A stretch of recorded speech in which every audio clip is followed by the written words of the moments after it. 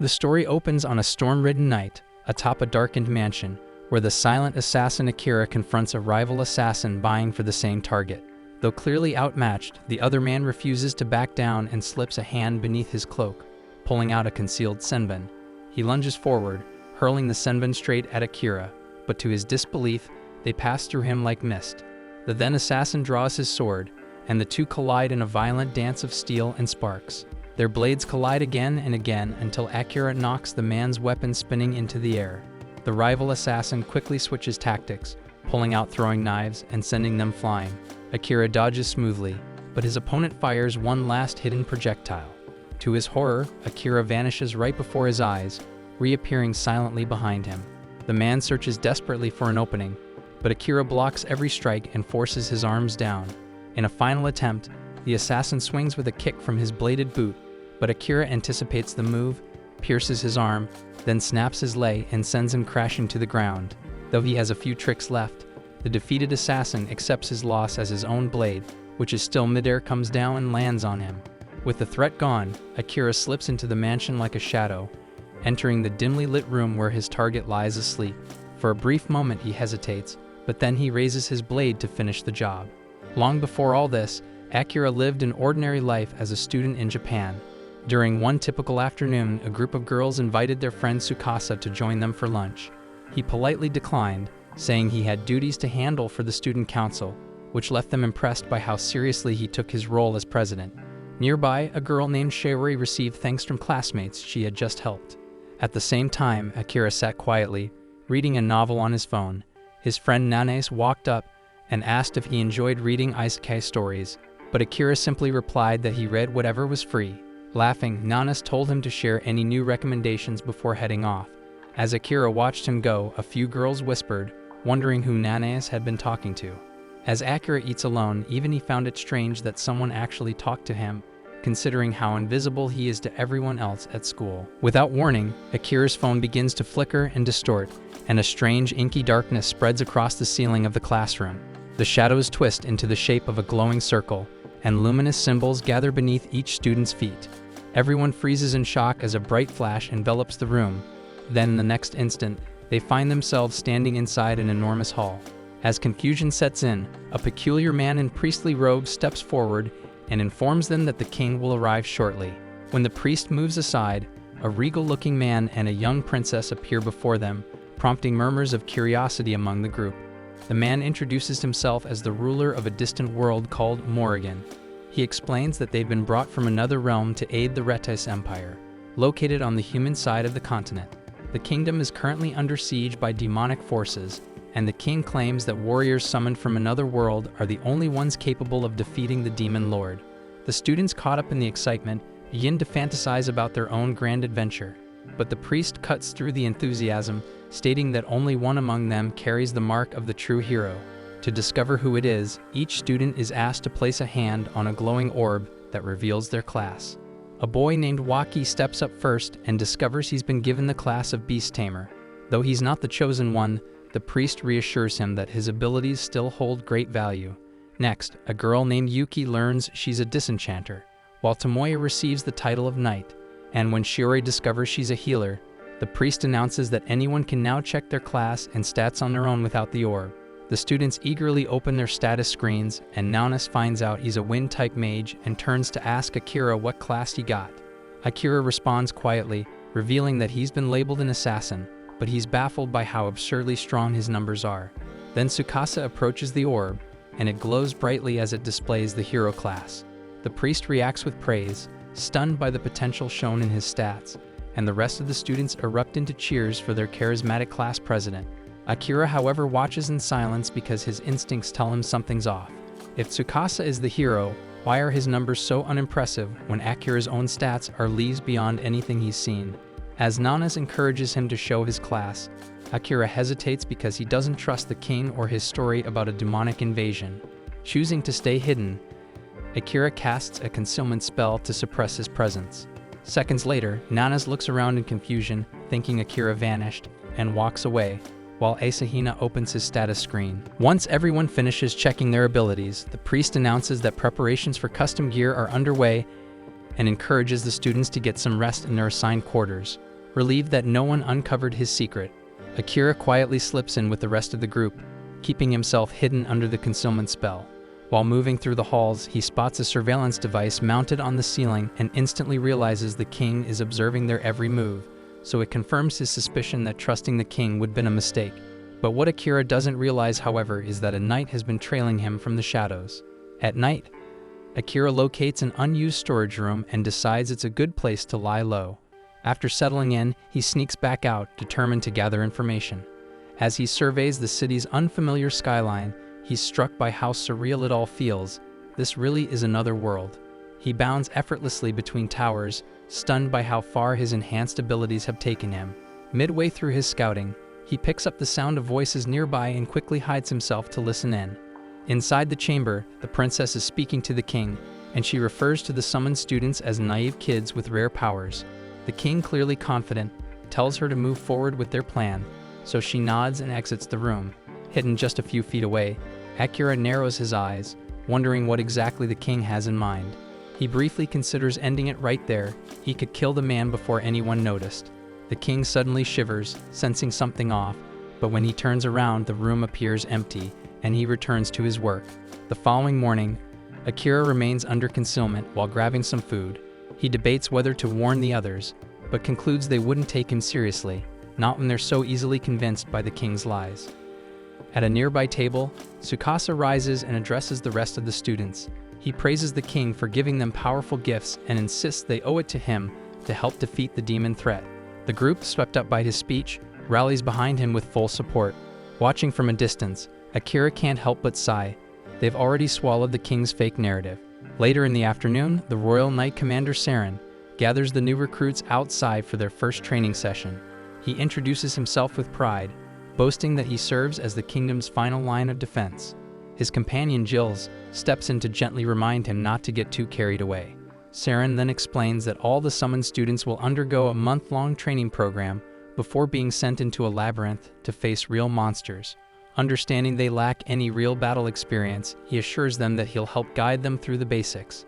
The students cheer, excited for what's to come, while Akira remains hidden nearby, carefully studying Saren and wondering what his true motives might be. As Akira steps away to search for more clues, Saren leaves the students under Jill's care and slips off the training grounds. Akira then makes his way toward a fountain, only to be startled when Saren suddenly calls out to him. Alarmed, Akira wonders if his conceal ability has a hidden time limit, but Saren assures him the magic is still active, it just doesn't work on him. The knight explains that he possesses mystic eyes, a rare trait that lets him perceive thermal energy, allowing him to detect living bodies even through invisibility. Akira instinctively reaches for his blade, uncertain whether Saren is friend or foe, but the commander quickly adds that he has no intention of revealing Akira's secret. Though Akira knows the knight serves the crown, he still isn't sure if he should place any faith in him. However, Saren insists that he's not working on the king's orders this time because he has his own reasons. Then he makes a request: keep this encounter between the two of them. After a moment of hesitation, Akira decided to give the man a chance. They take a seat nearby, and Akira tells him that he's interested in reading the king's archives to better understand this world. Saren asks what level Akira's concealment skill is, and Akira replies that it's already maxed. Everything else, however, is still at level 1, and he admits he doesn't know how to improve them. Saren raises an eyebrow, then chuckles, saying the library probably wouldn't help much anyway, so he offers to train Akira himself. The thought of growing stronger and uncovering the secrets of this world excites Akira, but even with that, he still longs to return to his home and see his family again. Saren agrees with that goal, but reminds him that until he finds a way back, he'll need strength to survive. Feeling guilty about receiving help without offering anything in return, Akira asks how he can repay the favor. Saren smiles and tells him to share stories from his homeland in exchange. Then, as the knight extends his hand, Akira shakes it, smiling back and introducing himself properly as a show of respect. From that day forward, they begin training together, and Akira learns that aside from humans and demons, this world is also home to elves and beastkin. He puts Akira through rigorous drills, explaining that job levels rise only by defeating monsters, but skills can be sharpened with regular practice. As they train day after day, Saren becomes more and more fascinated by Akira's tales of Earth. Listening to his own descriptions of smartphones, planes, and crowded cities, Akira realizes just how much he once took his old world for granted. and how strange it feels to miss it now. Sometime later, Saren is sitting in a quiet room with Jills, who curiously asks why he's been spending so much time with Akira. Saren simply replies that Akira's stories about his home world were too entertaining to pass up, and Jills admits he finds them fascinating as well. But when Saren casually mentions that Akira possesses the true hero class and a max-level concealment ability, Jills freezes in shock because only the very first hero in their history had a maxed-out skill like that. Moments later, Akira approaches the room, and Jills politely excuses himself, leaving the two alone. Akira then hands Saren a book he took from the Royal Archive, noting that it contains some sensitive material. Saren confirms that the book outlines plans to overthrow the king, and explains that he wrote it himself and disguised it as a harmless cookbook, knowing Akira would eventually uncover it. Saren admits openly that the king is a corrupt man who's trying to reshape the world for his own twisted gain. Akira recalls the king's selection program and quietly reflects. Saren then adds that many within the royal knights have doubts about the king's rule. Akira then guesses that they intend to remove him with as little bloodshed as possible, and Saren confirms that. Akira mentions that with his current skill set, eliminating the king wouldn't be difficult, and he had slipped into the royal study on the first day without raising any alarms, but when the opportunity came, he couldn't bring himself to do it. Saren responds calmly, saying that having the assassin class doesn't mean he's obligated to take lives. So Akira quietly reflects that he wouldn't want his family to ever learn he'd become a killer. Saren agrees wholeheartedly, and Akira begins to question why someone like Saren would put so much faith in him. So Saren answers that it's because Akira has shown clarity and instinct, like when he refused to blindly trust the king's story from the start. That single decision in Saren's eyes proved that Akira thinks for himself, trusts his instincts, and doesn't get swayed easily. The room falls quiet for a moment, and Akira finally speaks up softly and says that he's not used to praise, that ever since he was young, people rarely noticed him at all. That catches Saren off guard, so Akira adds that he's the first person who's ever truly recognized him. With a warm smile, Saren lightly jokes, asking if Akira would be willing to help him pull off a peaceful coup, as thanks for all the compliments. Akira gives a faint smirk and tells him he'll think about it, then quietly slips out of the room. After a full month of training sessions, Saren gathers the students and announces that they'll begin their expedition into the legendary Canton and Labyrinth. Afterward, a crowd forms nearby to see the heroes off, and Akira is quietly surprised by how much attention they're getting. As his eyes scan the gathering, he notices a girl standing alone at a distance. In an instant, he appears behind her, startling her with a quiet question about what she's doing. Visibly annoyed, she responds bitterly, saying their people paid a heavy price to summon the heroes. Akira calmly says he has no idea what the hell she's talking about, but she simply says they'll speak again once he learns the truth, then walks away. Soon after, the heroes enter the dungeon and find themselves fighting waves of monsters. The group is caught off guard when one student accidentally activates a trap, causing a swarm of massive ogres to descend upon them. Akira takes down one of the beasts and quickly asks Saren if they should pull back. Saren agrees, and to buy them time, unleashes a powerful divine sword technique that wipes out the enemies blocking the route. However, as they pass through the dungeon gate expecting to escape danger, they're met with another horde of monsters waiting on the other side. In a moment of panic, Tsukasa remembers the emergency smoke bomb the princess gave him for emergencies and sets it off. The explosion clears the lesser beasts, but from within the haze, a freaking towering minotaur emerges. When Jills enters the chamber with the rest of the group, he's stunned to see such a powerful monster lurking on a low floor. Akira wastes no time and dashes forward, dodges a massive strike, and climbs onto the minotaur's back. He slashes, but his weapon snaps in half against the creature's dense hide. Alarmed, Akira leaps off to avoid a counterattack and rushes back toward Tsukasa, who's barely able to stand. Overwhelmed with guilt, Tsukasa mutters that he's useless, but Akira tells him that heroes aren't meant to carry the burden alone. He reminds him that every student here has been training too, and that it's time to let others fight alongside him. But Tsukasa's breathing quickens, and he begins to panic, consumed by fear and doubt. Noticing something off, Akira asks the party's disenchanter to step in.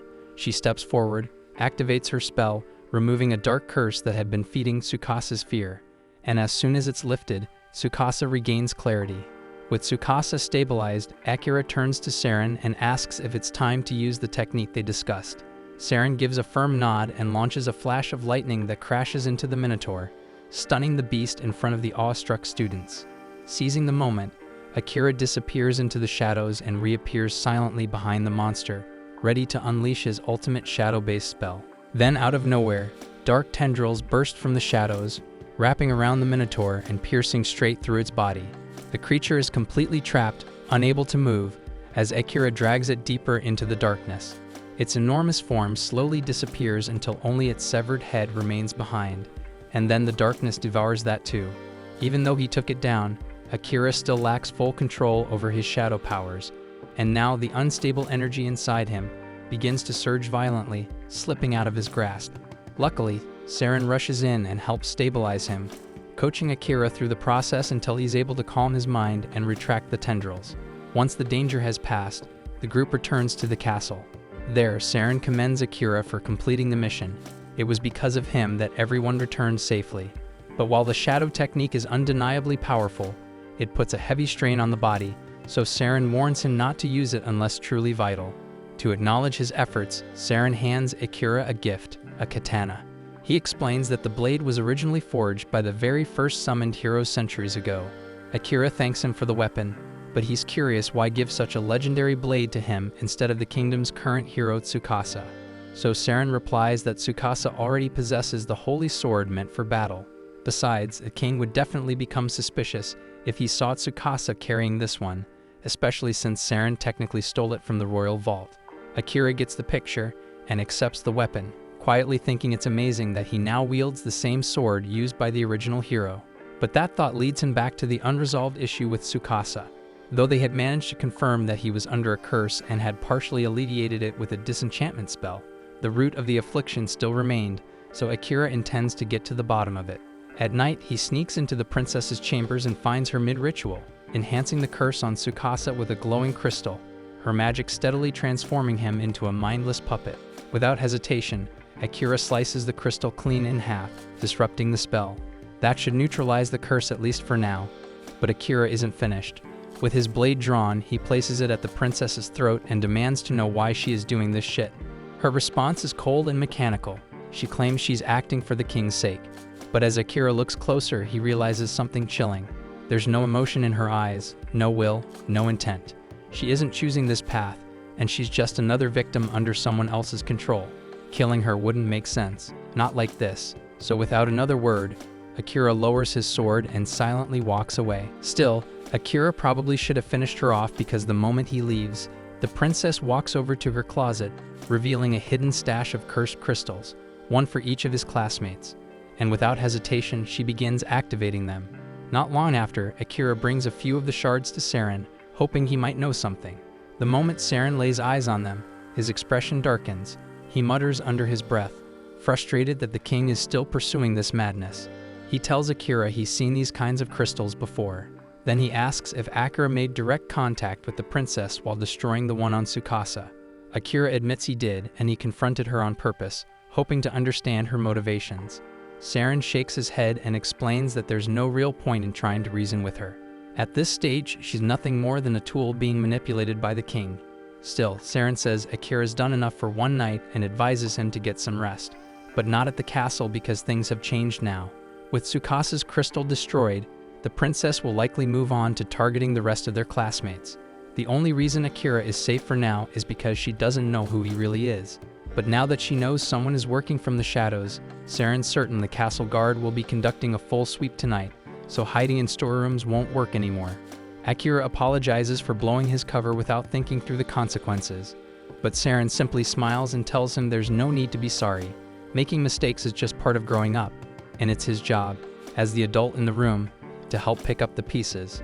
Akira nods, thankful to have someone like Saren in his corner. Saren chuckles and says that if Akira truly wants to repay him, then he better bring him along when he figures out how to get back to Japan.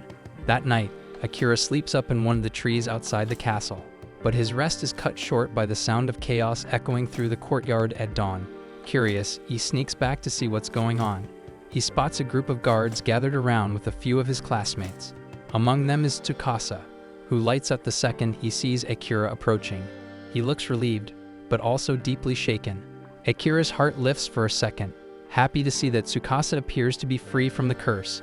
But the look on his friend's face immediately tells him something is wrong.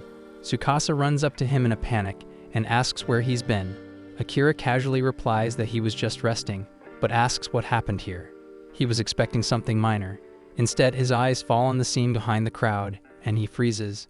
Commander Saren is lying motionless on the ground with a dagger buried in his heart. Akira collapses to his knees, overwhelmed by the sight of Saren's body. His voice cracks as he demands to know who could have done something like this. But before anyone can answer, his classmates suddenly turn against him. One after another, they start accusing him of being the killer. The dagger lodged in Saren's chest looks just like the one Akira had been using the day before. It would be strong evidence, except all of them saw that same dagger shattered during the Minotaur battle, so there's no way this one could be his.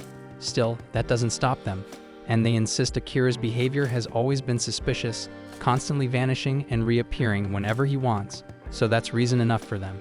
Akira quickly realizes what's happening. The princess must have cursed the entire class, and the only one still acting normal is Tsukasa. He tries to speak up for Akira, saying there's no proof to accuse him of something this serious, but before he can say much more, the king arrives.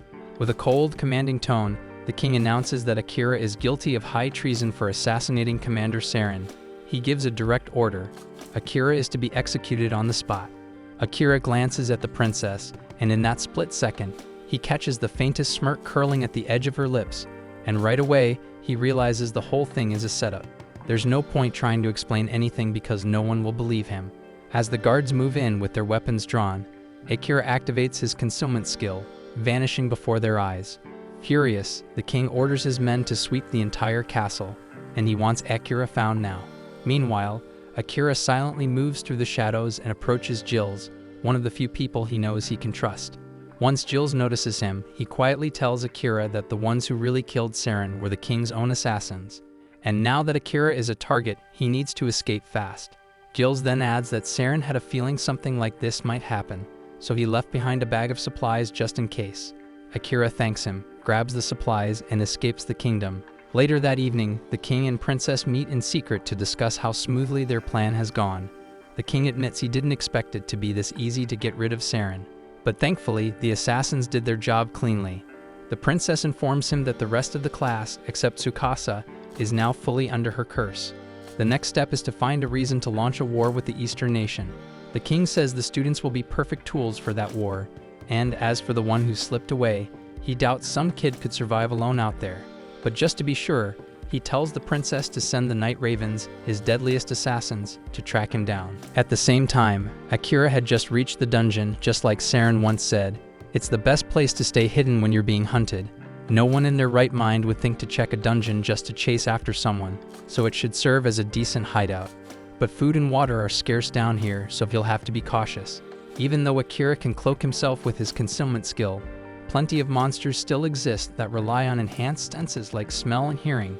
But as he continues to grow stronger and his assassin class ranks up, he'll eventually be able to erase all traces of scent, silence his steps, and even suppress body heat, making himself nearly invisible. Boss rooms appear every 10 floors, and once you're inside, the only way out is to kill the boss. It's a major gamble to enter one alone, but Akira doesn't exactly have the luxury of waiting things out. As he walks deeper into the dungeon, he's immediately attacked by a chimera. At first, he manages to dodge its claws and fangs, but then its snake tail spits a jet of venom, catching him off guard and striking his leg. The poison slows him down, and he can't maneuver like before. That gives the beast an opening, and it slashes his back, drawing blood. Just as it prepares to go in for the kill, Akira unleashes his trump card, and shadow magic erupts and completely consumes the chimera in a single blow. With that, he defeats the dungeon's first boss. But the combination of his injuries and the toll of using the shadow spell leaves him barely clinging to life. Recognizing that its master is in danger, the shadow energy automatically shifts into regeneration mode, patching his wounds while he's unconscious. At the same time in the royal castle, Tsukasa asks everyone to follow him out of the capital. His classmates blink at him, asking if he's seriously saying they should go take down the Demon King right now. It sounds like a decent excuse, so Tsukasa just rolls with it. But his classmates immediately shut him down, telling him to sit back down and stop dreaming because they're not going anywhere. That reaction confirms what Saren warned him about before his death. The curse is real, and it's controlling their minds. If that's true, then Tsukasa realizes he'll have no choice but to leave on his own. But unexpectedly, a few of his classmates step forward and say they'll come with him. And a few hours later, that small group is standing with Tsukasa just outside the city border. They're a bit stunned that leaving the city was so easy, but when they think about it, it makes sense. Their excuse was that they were heading off to fight the Demon Lord, and it wouldn't look good for the king to stop his own heroes from completing their assigned duty. With that settled, Tsukasa turns to the others and asks why they chose to come along, especially when everyone else refused to even consider it. Yuki replies that she doesn't believe anyone in their group is under the princess's influence anymore. Asahina then speaks up, saying that he thinks he might have helped break the curse somehow. He's not entirely sure why, but he has a blurry memory of sneaking into the princess's chamber and smashing several crystals. We later learn that the one behind that action was actually Jill's. He had used his manipulation ability to temporarily take control of Asahina's body in order to dismantle the curse. And while he wasn't able to free everyone, he's at least relieved that he could carry out Seren's final wish. As the group finally steps beyond the kingdom's borders, Asahina finds himself thinking about Akira. He deeply regrets not trying to find him sooner while he was still hiding within the castle. Even if he had been under a curse, he still feels horrible for not defending Akira when he needed it most. Back in their original world, most of the class hadn't spoken to Akira much at school. But one day while walking home, Asahina happened to run into him on a construction site. It was their first time meeting outside the classroom. Akira had asked him to keep the job a secret because he didn't want his younger sister to find out. Asahina agreed without hesitation, since he also had a little sister to look after. Coincidentally, both of their sisters happened to be close friends, and the two boys had laughed about it at the time. Back in the dungeon, Akira finally regains consciousness. For some reason, the first thing that comes to mind is a dream, one that reminded him of the day he met Asahina, so he sincerely hopes Asahina is okay. He also finds himself thinking about his mother and sister back in Japan. But once that moment passes, something odd dawns on him. He's not in unbearable pain. Even though he clearly remembers getting slashed across the back by the Chimera, he doesn't feel nearly as bad as he should. Calling up his status screen, Akira notices something surprising. His stats have improved significantly after the fight with the Chimera. But what really shocks him is his HP, since it's nearly full, even after the serious injuries he took. He also spots that his shadow magic has jumped to level 3, and he can't figure out how it rose so much after a single use. Still, there's no time to dwell on it right now, so he gets back on his feet and prepares to move forward. Deeper into the dungeon, Akira encounters a massive slime blocking the passage. After slicing it open, he's stunned to find a beautiful elf girl trapped inside. Thinking this is a good chance to test out one of his newly unlocked abilities, he activates World's Eye, a skill that instantly floods his mind with everything about the target's life. But there's way too much information pouring in at once, and the overload becomes unbearable. He's forced to cancel the skill partway through before his brain fries from the sheer volume of knowledge.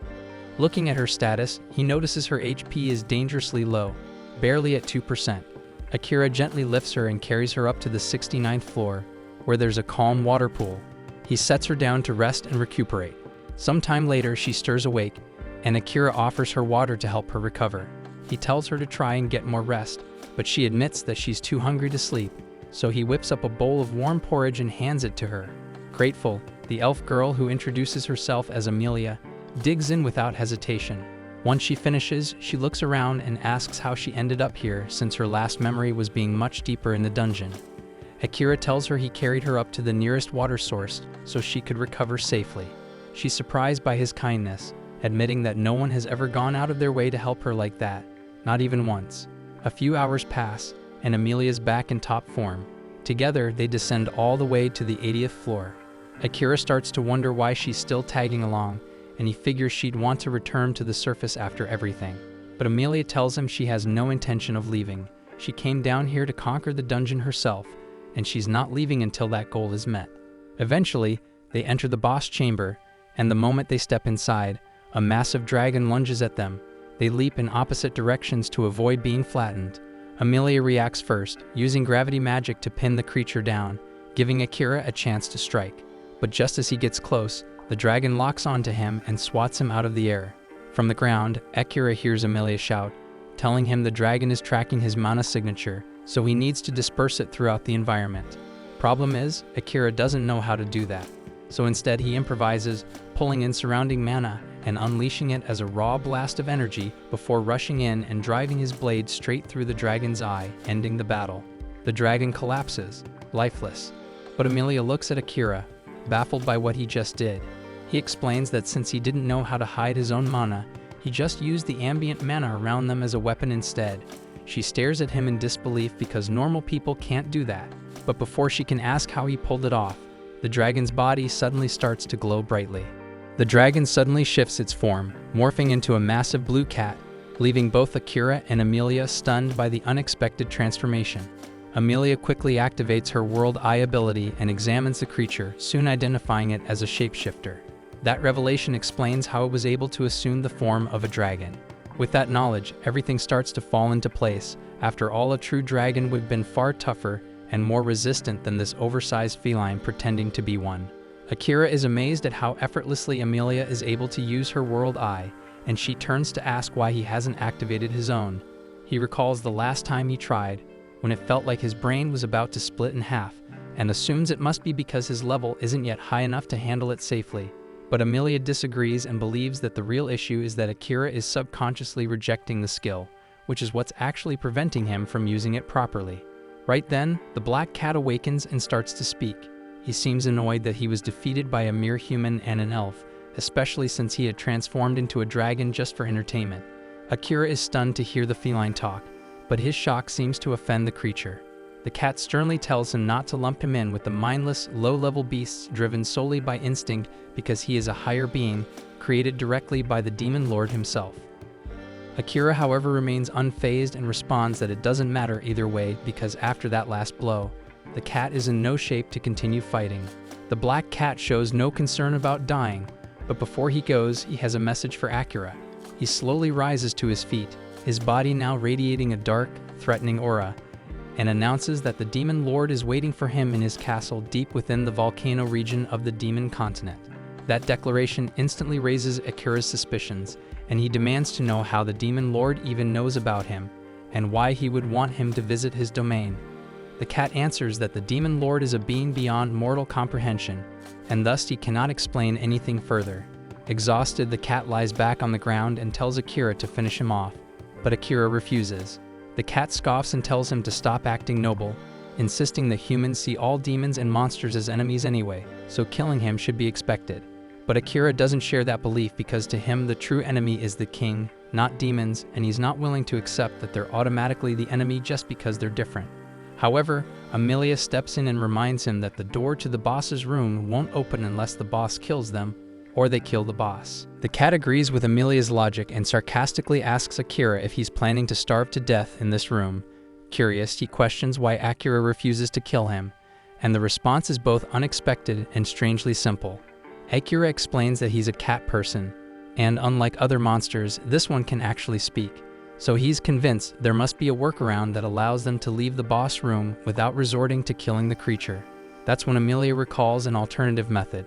If Akira forms a contract with the black cat and accepts him as his familiar, the creature will no longer be recognized as a boss, which will cause the room's door to unlock.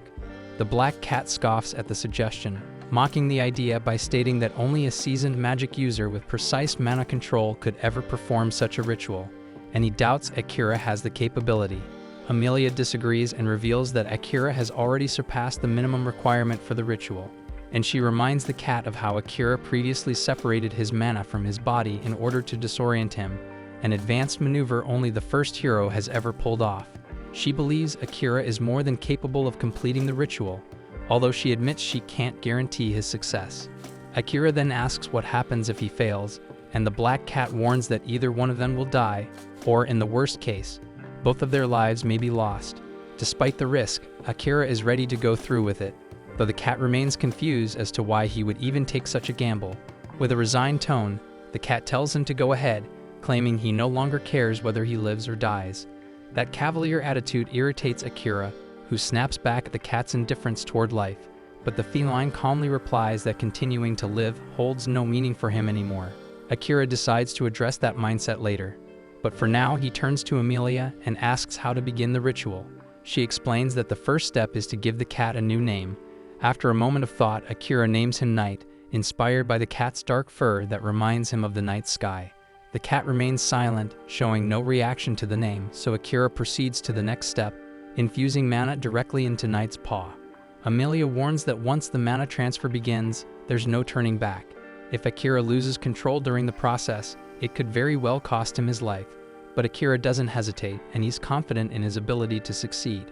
The moment he begins pouring mana into the cat's paw, he's hit by a sudden and overwhelming wave of energy. He quickly realizes that this surge is the power housed within the cat. But before he can steady himself, his vision shifts violently, and he finds himself plummeting toward a city engulfed in flames. Horrified, Akira watches the terrifying scene unfold, and amidst the chaos, he sees Knight mercilessly tearing through the city, slaughtering anyone who tries to flee. Akira attempts to stop him, but Knight launches an attack with a torrent of dark mana that strikes Akira with devastating force. As Akira pulls himself back up, Knight urges him to stop hesitating and just end it, saying it's the only way he'll be able to leave this place alive. But even then, Akira still can't bring himself to strike the cat. Seeing this, Knight launches another assault, slashing him hard with his powerful claws. The pain Akira suffers inside the dream world begins to affect his real body too, and at last, he makes the decision to fight back. He hurls his dagger at Knight, but the cat bats it aside with ease, then starts channeling his dark energy to end the battle swiftly. Akira charges forward, but instead of landing a blow, he deliberately takes the hit, allowing Knight's claws to pierce straight through him. The black cat stares at him stunned, and asks in disbelief what the hell he is trying to do. Akira responds calmly, saying he still refuses to kill him, and that deep down, he knows Knight doesn't want to hurt anyone either. Knight scoffs, reminding him that he's still a monster. Even if he has intelligence, his instincts constantly scream at him to destroy anything that stands in his way. But Akira sees through that facade, and he knows that Knight is exhausted from the endless cycle of killing, and he tells him that he no longer has to fight those urges alone. Gripping his claws tightly, Akira makes a quiet vow to watch over him, to be by his side, and ensure he never has to go through something like this again. Slowly, the oppressive dream world starts to fade away, and as Knight begins to place his trust in Akira, his monstrous form diminishes into that of a small, ordinary black cat, resting peacefully in Akira's arms. The sun rises within the dream, casting its golden light as a symbol of the inner peace Knight is beginning to feel. With that, Akira emerges from the dream world, and realizing that the pact ritual succeeded, he reaches out to touch Knight and confirm it.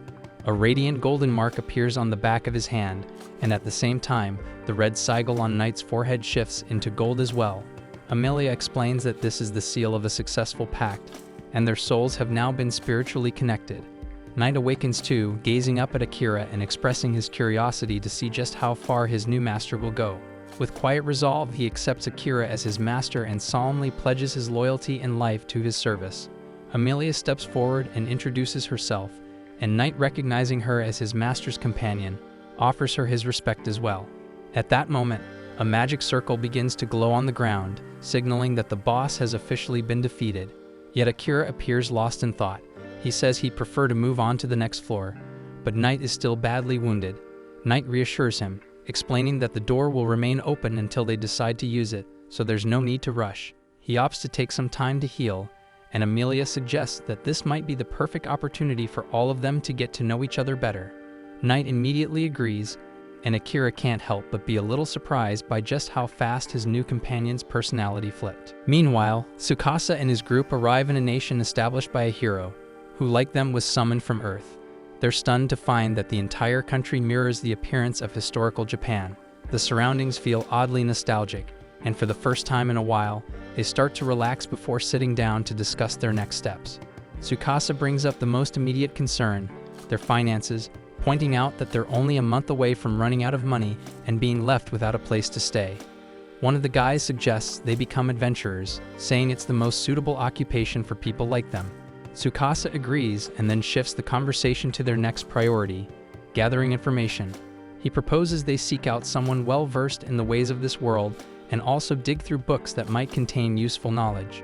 Another member of the group sighs, hoping there's a book somewhere that explains how to return to Earth. But Tsukasa believes their best chance lies in defeating the Demon Lord. He explains that only the king and the princess might know how to send them back, and despite their cruel and manipulative nature, The only way to earn their cooperation is by taking down the Demon Lord. He firmly states that once they've secured enough money and intel, their next destination will be the Demon Continent, but Asahina doesn't agree with that plan. He argues that they should first reunite with Akira before heading off, because his instincts tell him that Akira's power is advancing at a pace far beyond anyone else's, and they'll need him if they hope to succeed. Some members side with Asahina, while others remain suspicious, still thinking he may have been responsible for Commander Saren's death. The disagreement quickly escalates into a small argument, but the girls step in and try to calm everyone down. They turn to Tsukasa, asking for his judgment on the matter, since as the leader he gets the final say. Tsukasa sides with Asahina, admitting that he too believes Akira is already stronger than all of them, but he also doubts whether they'll actually be able to work with him. He explains that Akira has always kept his distance from others, and even now, he doesn't remember Tsukasa, despite the fact that they've been classmates since kindergarten. The group is stunned by that revelation, and even Asahina agrees that Akira isn't exactly the type to play well with the team. Tsukasa explains that according to the old legend, only the holy sword wielded by the chosen hero has the power to defeat the Demon Lord, meaning he must grow strong enough to fulfill that role. He believes that even if they do find Akira, he likely won't agree to join forces with them if they're still too weak. That's why Tsukasa decides it's best to stay in this country for now, giving everyone time to train and grow stronger before attempting to reunite with him. Meanwhile, Amelia opens up to Akira and Knight, sharing the story of her past. She reveals that her own sister forced her out of their homeland, and the soldiers who once served under her became relentless in their pursuit to kill her.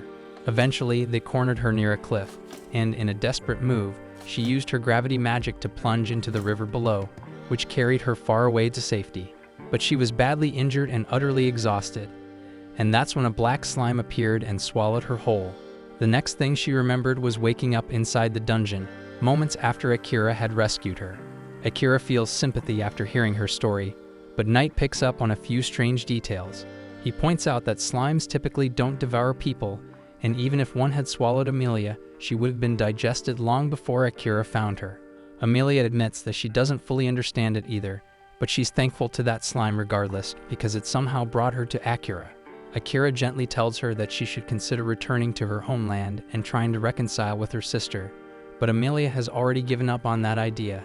She says she doesn't have the strength to face her sister again. Akira reassures her, saying things tend to work out between siblings, because no matter what happens, they're still family. He adds that he has a sister too, and even though she's constantly giving him a hard time, he still cares about her deeply. Amelia and Knight then ask if Akira wants to return to his own world and see his family again. Akira says yes, but not yet because there's something he needs to take care of first. He begins to talk about Saren, the man who taught him how to survive in this world, and as he recalls the betrayal that took Saren's life, his emotions boil over. His voice sharpens with rage as he swears to kill both the king and the princess for orchestrating Saren's assassination. The fury behind his words sends a chill down Amelia and Knight's spines, and Amelia shouts his name, jolting him back to his senses. As the storm inside him subsides, both Amelia and Knight reveal that they know the name because Saren was once a renowned knight commander known across the land. Sensing the heavy mood, Akira decides to break the tension. He pulls out a glove and waves it in front of Knight, and true to his feline instincts, the black cat immediately pounces after it. Akira chuckles, surprised that the same trick he used on all the strays back home works on a monster cat too.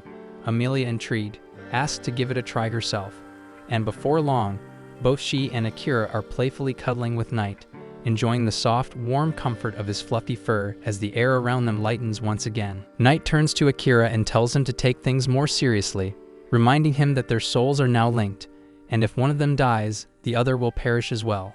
Akira says he's well aware of that, but he's still just happy to have a cat familiar, especially since he's always loved cats. Amelia chimes in with a sigh, admitting that she's jealous because she loves cats too. Once they finish fooling around, the group prepares to exit the dungeon. Akira asks Knight where the teleportation magic circle will take them, but the feline admits he doesn't know.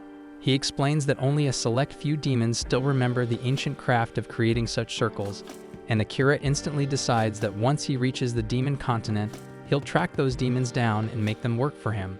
Just then, a memory clicks in Amelia's mind. She recalls an old tale about pale blue teleportation circles that respond to a person's desire, taking them wherever their heart truly wants to go. However, if more than one person enters, the circle only reacts to the wishes of one individual. Akira notes that this could become a problem, but Amelia assures him with a gentle smile that she's fine going anywhere as long as she's with him.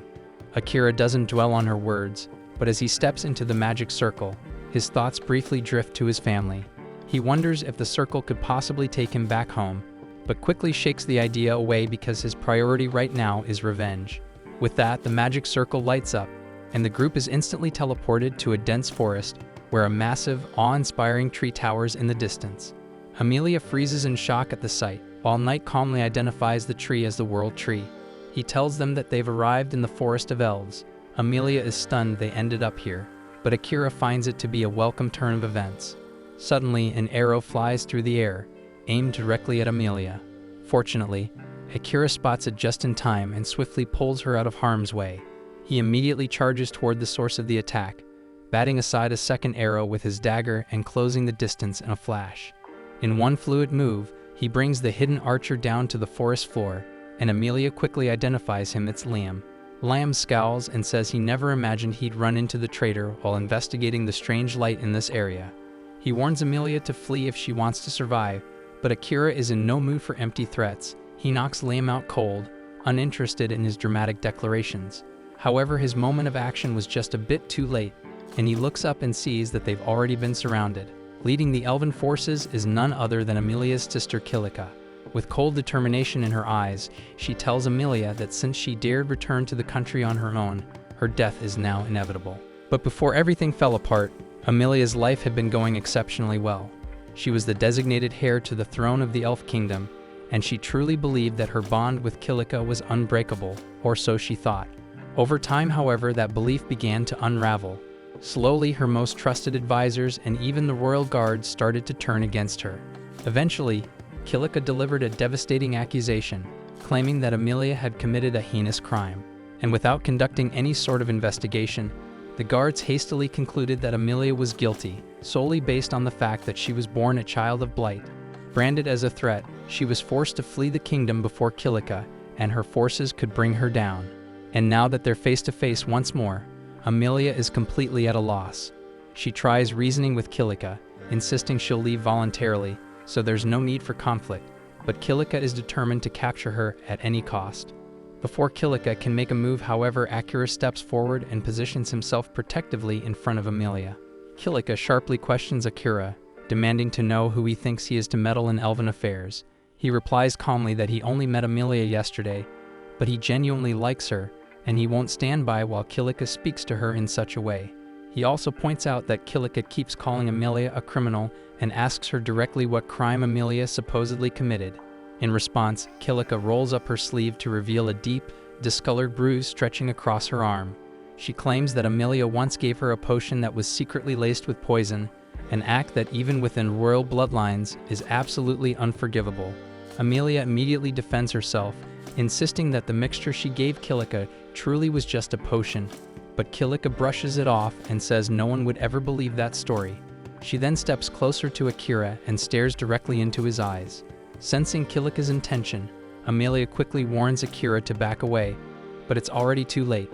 Kilika lets out a smug laugh and announces that her mesmerize ability is already in effect, meaning Akira is now under her spell, and as far as she's concerned, Amelia has officially lost her only ally. Kilika fully expects to see Amelia crumble with despair, but instead what she sees in her sister's eyes is pure fury. Amelia shouts at Kilika to break the spell and apologize to Akira because he deserves the freedom to choose who he wants to love. This sudden outburst catches Kilika completely off guard because she had always viewed Amelia as weak and timid, but right now she looks like she's ready to tear someone apart. Right then, Akira steps forward and calmly tells Amelia to relax, assuring her that he's not under the influence of any spell. That's because mental type abilities like mesmerize only work on individuals who are significantly weaker than the caster. Kilika scoffs, refusing to believe that someone she considers a lowborn like Akira could possibly be stronger than her, but he couldn't care less about her opinion of him. What does matter to him, however, is how people view Amelia, so he firmly tells Kilika that she needs to retract the false accusations she made against her. Kilika demands to know what makes him so sure the accusations are false, and Akira responds by saying he's confident that Amelia would never resort to something as disgraceful as poisoning her own sister. Realizing there's no persuading Akira to hand Amelia over, Kilika abruptly commands her guards to execute him on the spot. But before any of them can make a move, the king of the elf nation appears unexpectedly and orders everyone to lower their weapons immediately.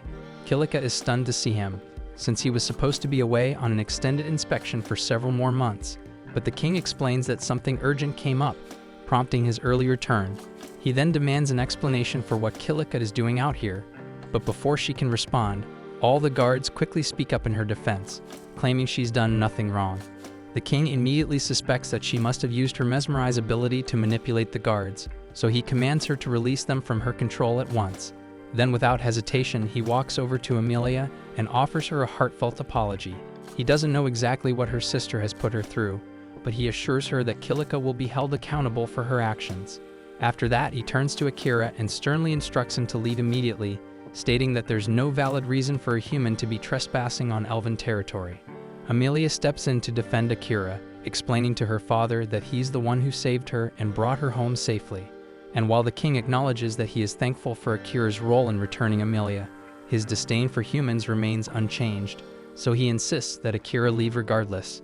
In that case, Amelia declares that she'll leave too, but the king becomes furious and refuses to allow it since Amelia is the only one he fully trusts to succeed him as ruler of the kingdom, and he won't stand by and let her walk away. Still, Akira steps in and reminds him that it's not his decision to make, it's Amelia's. The king firmly tells Akira to stay out of the matter, insisting it doesn't concern him, but Akira isn't one of the king's subjects, so he sees no reason to follow that command. In fact, he states plainly that he's more than ready to make the king listen by force if necessary, and judging by what Akira just did to Liam, who's still lying on the ground, the king can already tell he isn't bluffing. That said, the king has never been one to shy away from a challenge, so he formally proposes a duel to Akira, under the condition that the loser must obey the victor's commands. Akira agrees without hesitation, and with the challenge set, the king declares that the fight will take place at the base of the holy tree, in keeping with elven custom. And as they head toward it, Amelia quietly apologizes to Akira for dragging him into this mess, but he tells her there's no need because he willingly chose to get involved. Shifting the conversation, he brings up how Kilika called her a child of blight and asks what that's all about. Amelia explains that according to an ancient elven legend, when twins are born, one may be different from their parents. This child is believed to bring disaster upon the land, and is thus labeled a child of blight. In the past, it was common for the odd twin to be killed at birth because of this belief, and Knight is taken aback to hear that elves still hold on to that superstition, even though it was debunked long ago. Amelia explains that it usually isn't an issue anymore, but recently Kilika has been using it against her more frequently, mainly because Amelia's eye and hair color differ from all of their family. It's painfully clear that Kilika is just using the legend as a convenient excuse to cast Amelia out. But personally, Akira remarks that he finds Amelia's hair and eyes to be absolutely gorgeous. Eventually, they arrive at the base of the holy tree, and since Kilika was the one who instigated the conflict, she will be the one to face Akira in the duel. But before it begins, Akira makes the decision not to use his concealment skill, because there's no point in winning unless everyone can see it happen with their own eyes. Amelia warns him that Kilika is the strongest swordsman among all the elves, so the battle won't be easy, and he should stay on his guard. Akira picks up on the fact that Amelia still seems to speak of her sister with admiration, even after everything that's happened. She explains that they were once incredibly close as children, and no matter what Kilika does, Amelia will always see her as her beloved sister. As the duel begins, Kilika pulls her sword, while Akira opts to keep his own blade sheathed. Kilika demands to know if he's trying to insult her by not taking the duel seriously, but Akira calmly replies that he simply doesn't want to risk accidentally killing her in combat. Once the duel starts, Kilika rushes forward and unleashes a flurry of precise strikes aimed at his vital points, yet Akira effortlessly evades each one. He admits that Kilika truly lives up to her reputation as the strongest swordsman, but his speed is simply beyond hers, allowing him to slip through her attacks and push her back with ease. He then advises Kilika to surrender before she hurts herself, but she refuses to be underestimated and activates her trump card. A fierce current of wind envelops her blade, and she releases a violent gust toward Akira. The technique takes him by surprise, catching him off guard for a moment, though he quickly regains composure and sidesteps the blast. Knight identifies Kilika's skill as buff magic, and Amelia explains that it's the only form of magic Kilika can wield, one she's honed nearly to perfection through relentless training. With this ability, Kilika launches devastating wind attacks at will, forcing Akira to stay on the move to avoid them. Amid the clash, he notices a deep sadness on her face. When he asks about it, she denies it, claiming she's happier than ever, but Akira insists she looks anything but. Unwilling to entertain his probing any longer, Kilika hurls another attack, but he smoothly ducks under it and sweeps her legs, sending her crashing to the dirt. Before she can recover, Akira appears behind her, resting his sword gently against her neck, a silent sign that he could have ended the fight at any moment. Once again, he urges her to surrender and reconcile with Amelia, but Kilika refuses with fierce defiance. She snaps that she could never make peace with someone who took everything away from her, then bursts into a furious rage, unleashing uncontrollable waves of wind in every direction. She cries out that she's been left with nothing, that Amelia and her divine blessing took it all away. In the past, Kilika and Amelia had been close friends, but everything changed when Amelia was revealed to possess the spirit medium class. Once mastered, it promised unmatched power across the continent, and from that day onward, nothing Kilika achieved was ever considered enough. Amelia tries to assure her that none of it is true, but Kilika is far too consumed by anger to listen. Right then, Liam walks up to Amelia and quietly asks for her help to save Kilika, handing her something that immediately makes her understand his plan. She climbs onto Knight's back and uses the holy tree branch Liam gave her to channel purification magic, breaking the spell that had everyone under Kilika's control. The moment the enchantment lifts, Kilika descends into a wild frenzy, summoning her strongest wind blast yet. So Akira is forced to counter using his shadow magic, and after a fierce struggle, he manages to overpower the raging winds, sending Kilika crashing to the ground and stripping away her will to continue fighting. Moments later, Liam and Amelia rush to her side to make sure she's alright. Kilika glares at them and bitterly asks if they've come to mock her now that she's been defeated. Liam gently assures her that isn't the case, saying he's genuinely worried about her, but Kilika refuses to believe him.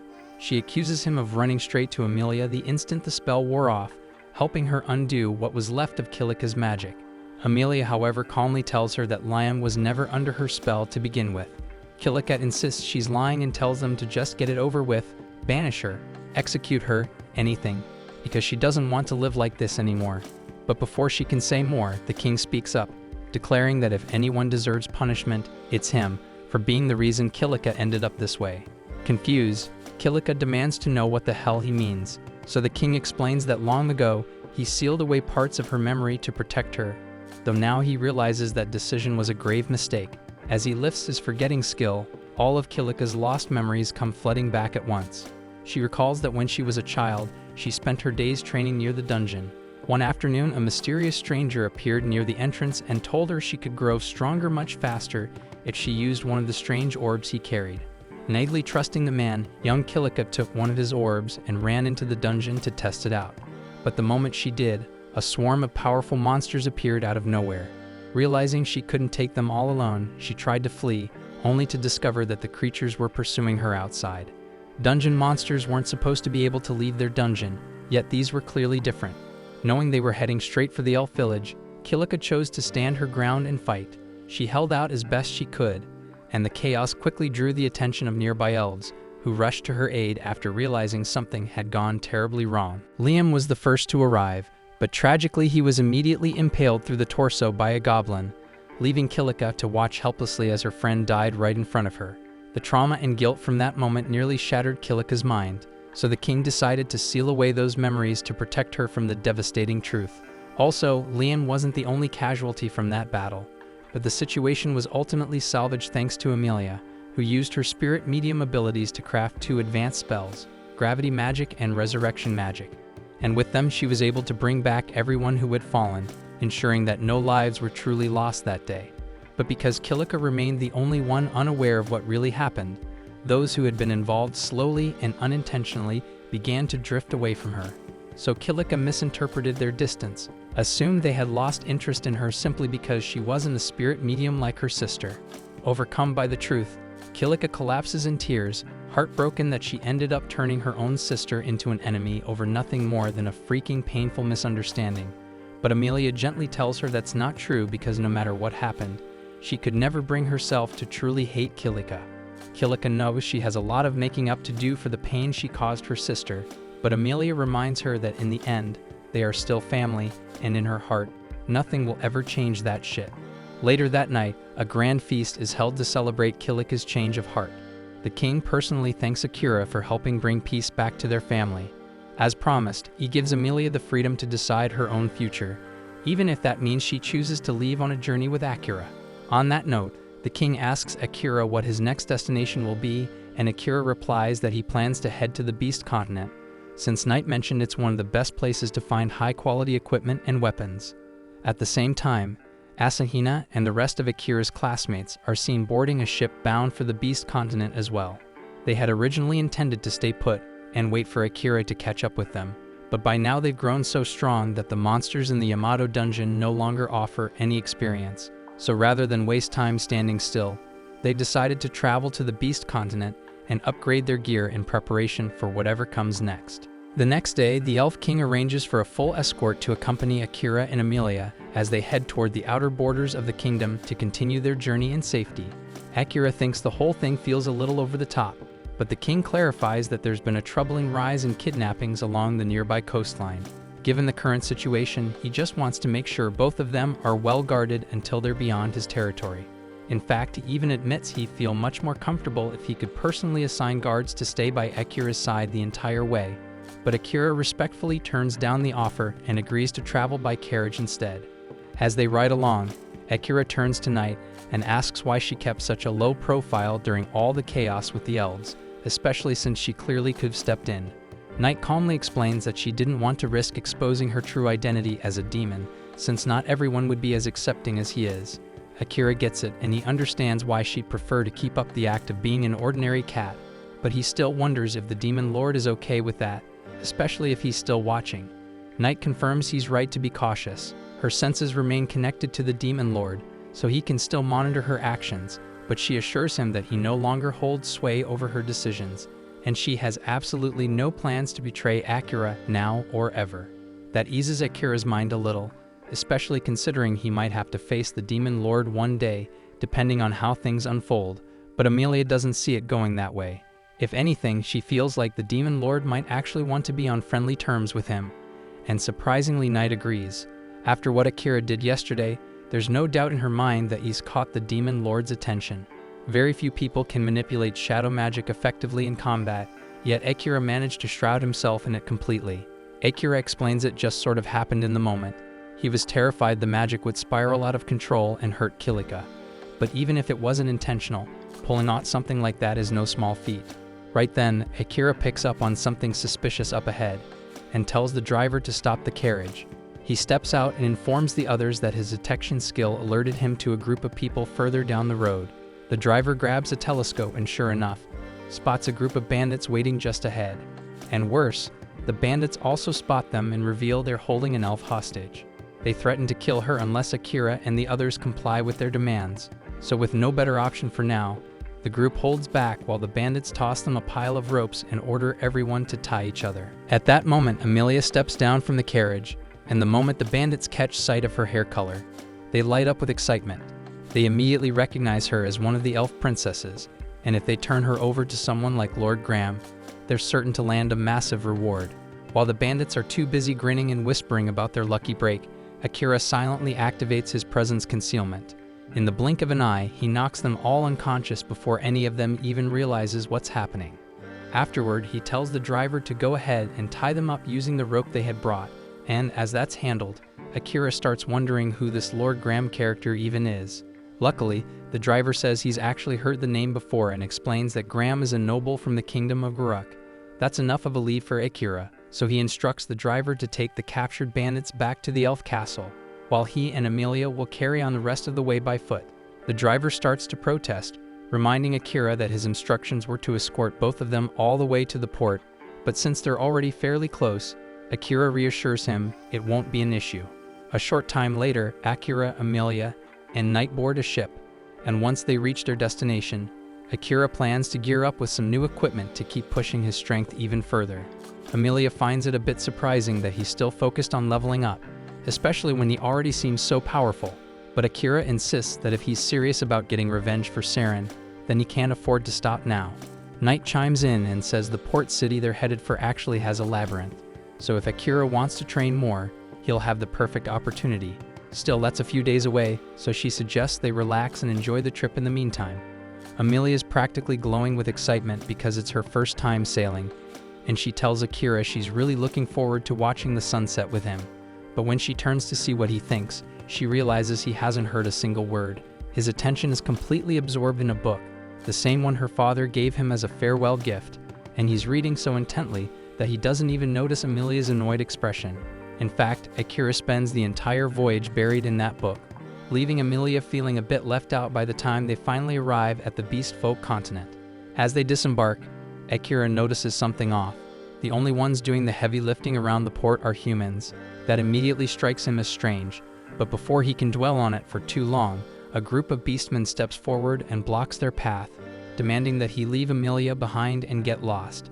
It doesn't take long for Akira to realize what's going on, and the beast folk here clearly have a low opinion of humans, and this could easily spiral into something messy. So without wasting time, he calmly asks Amelia to stay back and let him handle it. Akira starts walking straight toward the beastmen, and they immediately burst into laughter, mocking him outright. After all, there's no way a scrawny human could possibly pose a threat to their kind. But instead of using brute force, even though he could easily wipe the floor with them, Akira takes the smarter route and casts a shadow spell that temporarily blinds them. With that handled, he calmly leads Amelia past the stunned group. As they make their way into town, Akira picks up on the fact that a lot of people are staring, and it doesn't seem aimed at them but at night, so she explains it's because cats are feared and looked down on in this region. That evening, after checking into a hotel and enjoying a filling dinner, Akira suggests they call it a night. The room has 2 beds, but with a flustered look, Amelia notes that the beds are so large, the 2 of them could easily share one. The comment catches Akira completely off guard, and while he's still processing it, Knight, fully aware of what Amelia is trying to pull, decides to make herself scarce to give them some privacy. Akira tries calling her back, but she's already disappeared. Then Amelia casually announces that she's going to shower, leaving him frozen, unsure how to react. Then when Amelia comes back dressed in a nightgown, she finds Akira already in bed, employing the highly advanced technique of pretending to be asleep. Figuring he must be tired from the day's events, she lets it slide, puts her plans on hold, and slips into bed beside him to get some rest.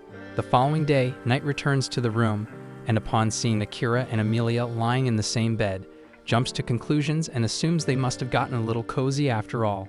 But she brushes it aside and reminds them they've got company arriving soon, so they should probably get dressed. Not long after, there's a knock at the door. Akira tells the guest to come in, and a man named Crow steps inside.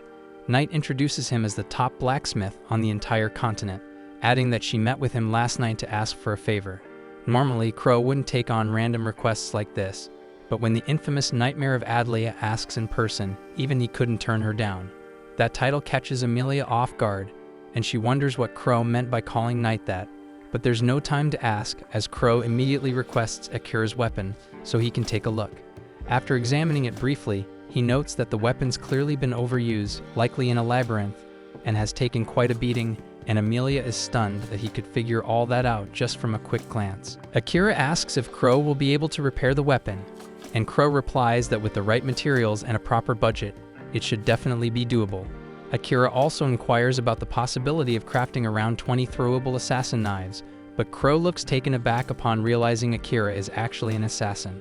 After regaining his composure, he tells Akira that he likely lacks the experience to properly handle weapons made by someone like him. Amelia immediately takes offense to what sounds like an insult toward Akira's skill, but Akira can't exactly argue with the assessment. Knight steps in and tells Amelia to let it go, because while Crow may be a blacksmith now, he used to be part of the hero's party, and when it comes to battle experience, he definitely knows his stuff. Even though Crow stands by what he said about Akira's lack of experience, he still agrees to take on the job of forging the weapons Akira requested. He scribbles down a detailed list of the materials Akira will need to gather for the job, and in the meantime, he says they'll be holding onto Akira's sword to keep it from getting damaged any further. Crow claiming the sword comes as a bit of a surprise, but Knight assures Akira that his weapon is in good hands, and there's no one better than Crow when it comes to this craft. Akira trusts Knight's judgment, but that doesn't change the fact that he has no idea where to even start looking for all the materials listed. Knight explains that the fastest way to find them is by exploring the city's labyrinth, and as a bonus, it would give Akira a great opportunity to level up, which makes the plan sound perfect to him. The labyrinth is located near the center of the city, but getting access depends on a person's adventurer rank. Akira doesn't think that's going to be much of a roadblock, so he starts putting together a game plan for the hunt.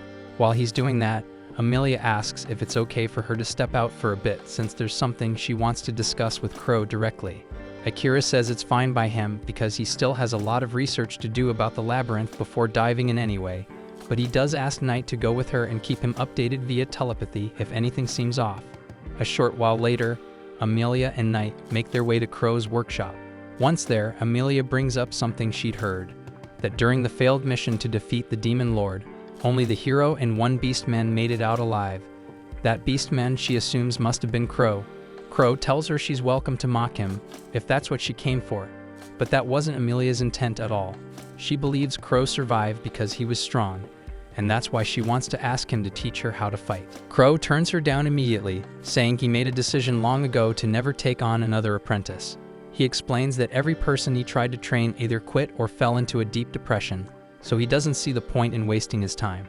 But Amelia firmly promises that she won't give up or break down. She wants to walk beside Akira with her head held high, and if he's going to keep getting stronger, then she wants to grow too, so the gap between them doesn't keep widening. Crow once again calls Knight the Nightmare of Adlia and reminds her that their agreement was strictly about fixing Akira's weapon. But Knight calmly points out that Amelia is making this request on her own, so it has nothing to do with Akira. She also politely asks him to stop using that old title, saying that her name is Knight now. Curious, Amelia asks why he keeps calling her that in the first place. Knight explains that years ago, the Demon Lord sent her to Adlia as punishment after the humans invaded demon territory. Her official task was to issue a warning to the city's leaders, but she let her fury take control and went far beyond what was necessary, reducing the entire city to rubble. She admits she had no justification for what she did and takes full responsibility for her actions. That's the very reason she asked Akira to end her life when they first met. But she's changed since then, and as long as she serves under Akira, something like that will never happen again. Crow asks her if she really believes it's that easy to leave her past behind, but Knight says she knows full well that what she did can't be forgiven, so if he still hates her, she understands. To her surprise though, Crow says he's never held any hatred toward her.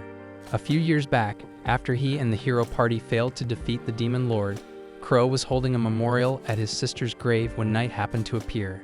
She immediately recognized him as one of the few survivors from that battle, and when she saw he was grieving, she told him he could kill her if he wanted, and she wouldn't resist. But Crow told her that he didn't blame her for what had happened, and as far as he was concerned, she was nothing more than a weapon forged by the Demon Lord to carry out his commands, and blaming her would be no different than blaming the blade rather than the one who wielded it. In response, Knight asks if he ever planned to confront the Demon Lord again, but Crow calmly tells her that neither she nor the Demon Lord was responsible for his sister's death. After Knight's attack on the city, Crow's sister had been doing her best to help people who were trapped beneath the rubble. But at that same moment, a nobleman was frantically trying to escape.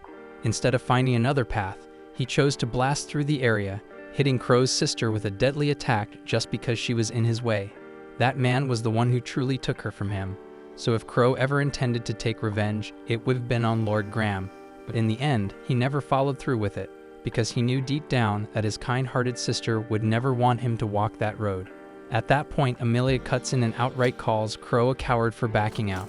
She accuses him of clinging to a fake belief that his sister wouldn't want revenge, just so he wouldn't have to face the truth or deal with his pain.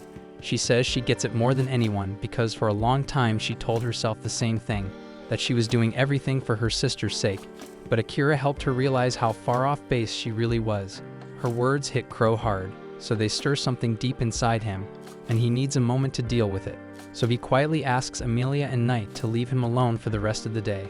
At the same time, Akira is out in the city researching the labyrinth, when out of nowhere monsters begin pouring out of it and flooding the streets. Amelia sees the chaos unfolding and rushes in to help, but suddenly she's intercepted by a boy named Oram. She instantly recognizes him as the same boy who deceived Kiliko when they were younger. Aurum says he's acting under the Demon Lord's orders to keep Amelia alive, since she has rare magic that might come in handy, so he surrounds her with monsters and swiftly takes her hostage. And by the time Akira arrives on the scene, Aurum has already dragged Amelia back into the dungeon. Akira plans to go in and get her, but first he has to clean up the situation outside. He tells Night to step back, and she quickly takes to the skies, knowing exactly what's coming. Akira then unleashes his shadow magic without holding back, letting it consume every monster in sight. But the massive strain on his body takes its toll, and as soon as the last enemy falls, he collapses from exhaustion. Night then plunges down to check on Akira, but before she can reach him, the strange system embedded within him suddenly activates. Due to the massive mana drain from his body, he's instantly swallowed by a surge of shadows and thrown into a full recovery state. Night has no idea what the hell is going on, but within seconds Akira's wounds disappear, and his body looks completely healed, but even so he's still unconscious. And when he finally regains consciousness, he finds himself lying in a bed he doesn't recognize. Dazed and confused, he turns to Night and asks what happened, and she tells him he collapsed after pushing his shadow magic too far, so she brought him to Crow's place to keep him safe while he recovered. Akira, a bit anxious, asks how long he's been out, worried it might have been 5 or 6 hours, but Night tells him the truth that it's been a full day and 5 extra hours. That hits him hard, but she says it's not that surprising because he nearly killed himself draining every drop of mana. But what's weird is that while unconscious, his shadow magic triggered on its own and completely refilled his mana reserves. She still can't explain how or why that happened, so she asks if he knows anything about it. But Akira's just as lost as she is, and honestly he couldn't care less right now because he's got more pressing things to deal with.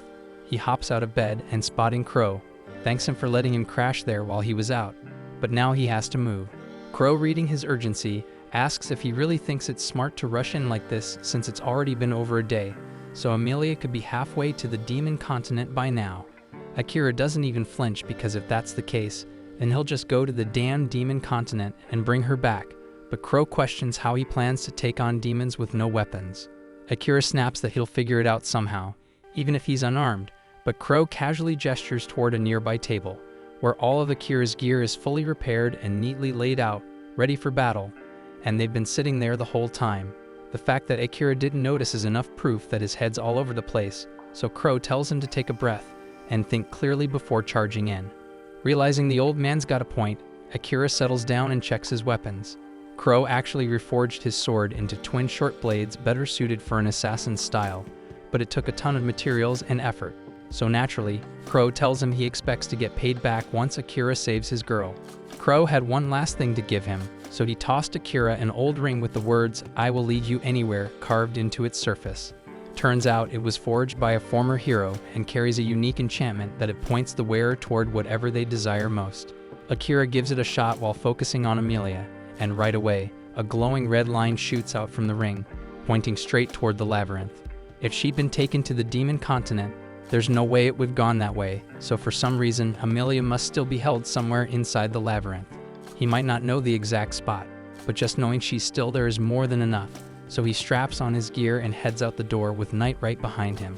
On the way there, Night quietly asks him not to pull any reckless crap like he did before. Akira apologizes, realizing he completely forgot that if he dies, she dies too, so he should have thought about that before pulling such a dangerous move, and he promises to be more careful moving forward.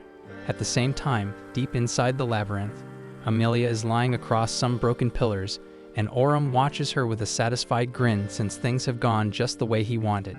He explains that demons like him can use magic to control monsters, but he's never had the chance to try it on a humanoid before, so he was curious to see how it would affect her. While he couldn't take over her mind, the spell still managed to freeze her body, which made keeping her restrained a lot easier. Using a faint voice, Amelia asks why they're still stuck in the labyrinth. Aurum, feeling a bit bored, decides to entertain the question and sits down for a casual chat. He tells her that only second-rate demons have teleportation abilities, and since he's just a third-rate one, he has no choice but to wait until the superior arrives, and only then can they teleport her out of here. Amelia then asks where exactly they plan on taking her, but Aurum simply shrugs that he has no clue, and he swears he's not lying. He knows she's trying to dig for answers, but he's not bothered, and even if that assassin friend of hers comes storming in to save her, he's confident Akira doesn't stand a chance against him. Still, he assures her she won't be harmed since he's under strict orders to deliver her to the demon lord alive and unharmed, and he fully intends to follow those orders. Outside the labyrinth, Akira finally arrives, and the ring makes it clear that Amelia is definitely down there. So without wasting a second, he tells Knight to move fast, but just as they're about to head in, a girl suddenly calls out to him, asking to join in the mission to rescue Amelia. Akira immediately recognizes her as the one he briefly met during the hero parade, but there's no way she should know Amelia's in the labyrinth. So he doesn't hesitate and grabs her by the throat and demands to know how she found out, and he makes it very clear that whether she walks away from this or not depends entirely on what she says next, so she better choose her words carefully. Gasping and struggling for breath, the girl chokes out that she tracked Amelia's scent using her beast folk ability. The trail led her straight to this location, and it vanished at the entrance, so she assumed Amelia must be inside. Akira narrows his eyes, clearly not convinced, but Knight steps in and says it's actually normal for beast folk to develop scent tracking abilities, so her story could be legit. Akira eases up and drops the girl to the ground, then coldly demands to know who the hell she really is and why she's here. After catching her breath, the girl introduces herself as Leia Lagoon, the first princess of Uruk. She says she received intel that the demon lord had set his sights on Princess Amelia, so she came to warn them. But if that's true, Akira asks why the hell she didn't speak up the moment he and Amelia arrived in town, so Leia explains she didn't think anyone would believe her without hard evidence. She wanted to investigate and gather proof first, but before she could do that, the demons made their move. Akira still isn't sure she's being honest, so he activates his scan skill to check her status. From what he can tell, she's not lying, but something in her stat window catches his eye, a unique skill. He asks what her spirit barrier ability does, and Leia is surprised he knows about that, but Akira shuts her down since he's the one asking questions here. She explains that while most barriers are fixed in place, her spirit barrier can be attached to things that move. Akira immediately asks if that includes people, and Leia confirms it. And that's all he needs to hear because she could actually be a valuable ally for what's coming. Then Leia adds something else.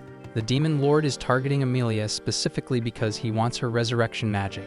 Hearing that, Akira fully grasps how high the stakes are now, so he doesn't waste another second and tells Leia to hop on Knight with him because they're going in now. At the same time, deep within the labyrinth, Aurum had just revealed that the demon lord is after Amelia's resurrection magic, but Amelia can't wrap her head around why. Demons already live for what's basically forever, and they're notoriously hard to kill, so what would they even need resurrection magic for? Honestly, Aurum doesn't get it either, because the spell can't bring back people who've been dead too long, and once it's cast, it can't be used again for several days, so its usefulness is actually pretty limited. What throws Amelia off even more is how much Aurum already knows about the details of her resurrection magic, but before she can ask anything, he casually shifts the conversation. He reminds her that once he kills Akira, she won't be able to bring him back anyway because she already used the spell on herself after taking that fatal blow. He grins, practically giddy at the thought, saying he can't wait to see the look on her face when Akira's lifeless body hits the ground, and he wonders if her reaction will match the sheer horror he saw on Kilika's face all those years ago. Meanwhile, on the surface, while heading toward the dungeon, Akira turns to Leia and asks what she was doing in the Kingdom of Ravens when he first ran into her. She explains that she was searching for her family, who had been kidnapped by a black slime.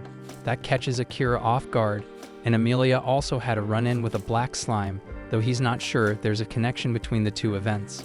Leia continues, saying she was adopted by Uruk's royal family, but before that, she lived in a quiet, remote village. And one day, a black slime suddenly showed up. Normally, slimes are weak monsters easy to kill, but this one was different. It devoured her mother, father, younger brother, and wiped out the entire village in a single day. There's no way a normal slime could have done that, so she's convinced someone tampered with it and released it on purpose. After losing everyone she knew, the royal family stepped in and offered to adopt her, recognizing her potential as a protector. She accepted and eventually became a princess of Uruk, and by using her new title, she began digging into the slime incident, and her search eventually led her to Ravens, and that's when she first crossed paths with Akira. While investigating, she discovered her village wasn't the only one hit. Dozens of people, humans, beast folk, even a few elves, had vanished in similar attacks. All of them were sacrificed in some kind of summoning ritual. And the worst part was that she later learned the ritual was the one that summoned the heroes. So when she watched the parade that day, it wasn't to celebrate. She was there to see the faces of the people her entire village was sacrificed to bring into this world. Akira asks her if she holds any resentment towards him for what happened, but she says she knows he and the other heroes aren't to blame for what happened. Her hatred is directed at the king and princess for killing the people she loved for their personal gain. And Akira also has a score to settle with them, so he and Leia have something in common.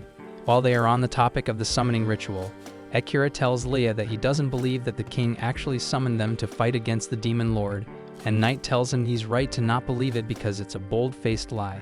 The demon continent hasn't attempted an attack on humanity in the past 100 years, and they have shown no signs of doing so either, so the king's claim of needing to summon heroes to fight back is complete bull.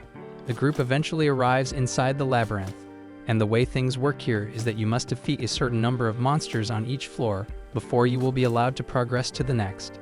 Akira says he can use his shadow magic to take care of the monsters quickly, but Knight tells him he can't do that.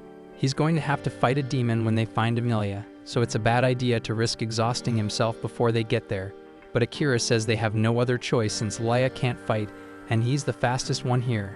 Knight tells him she can fight in his place, and if she goes into battle mode, she should be able to tear through the monsters on each floor in no time. But there's a risk of her losing control to her instincts in that form, so she's worried she might hurt Akira or Leia. Akira looks at Knight and assures her that as long as he is here, he will make sure she doesn't lose control, so Knight decides to put her faith in him.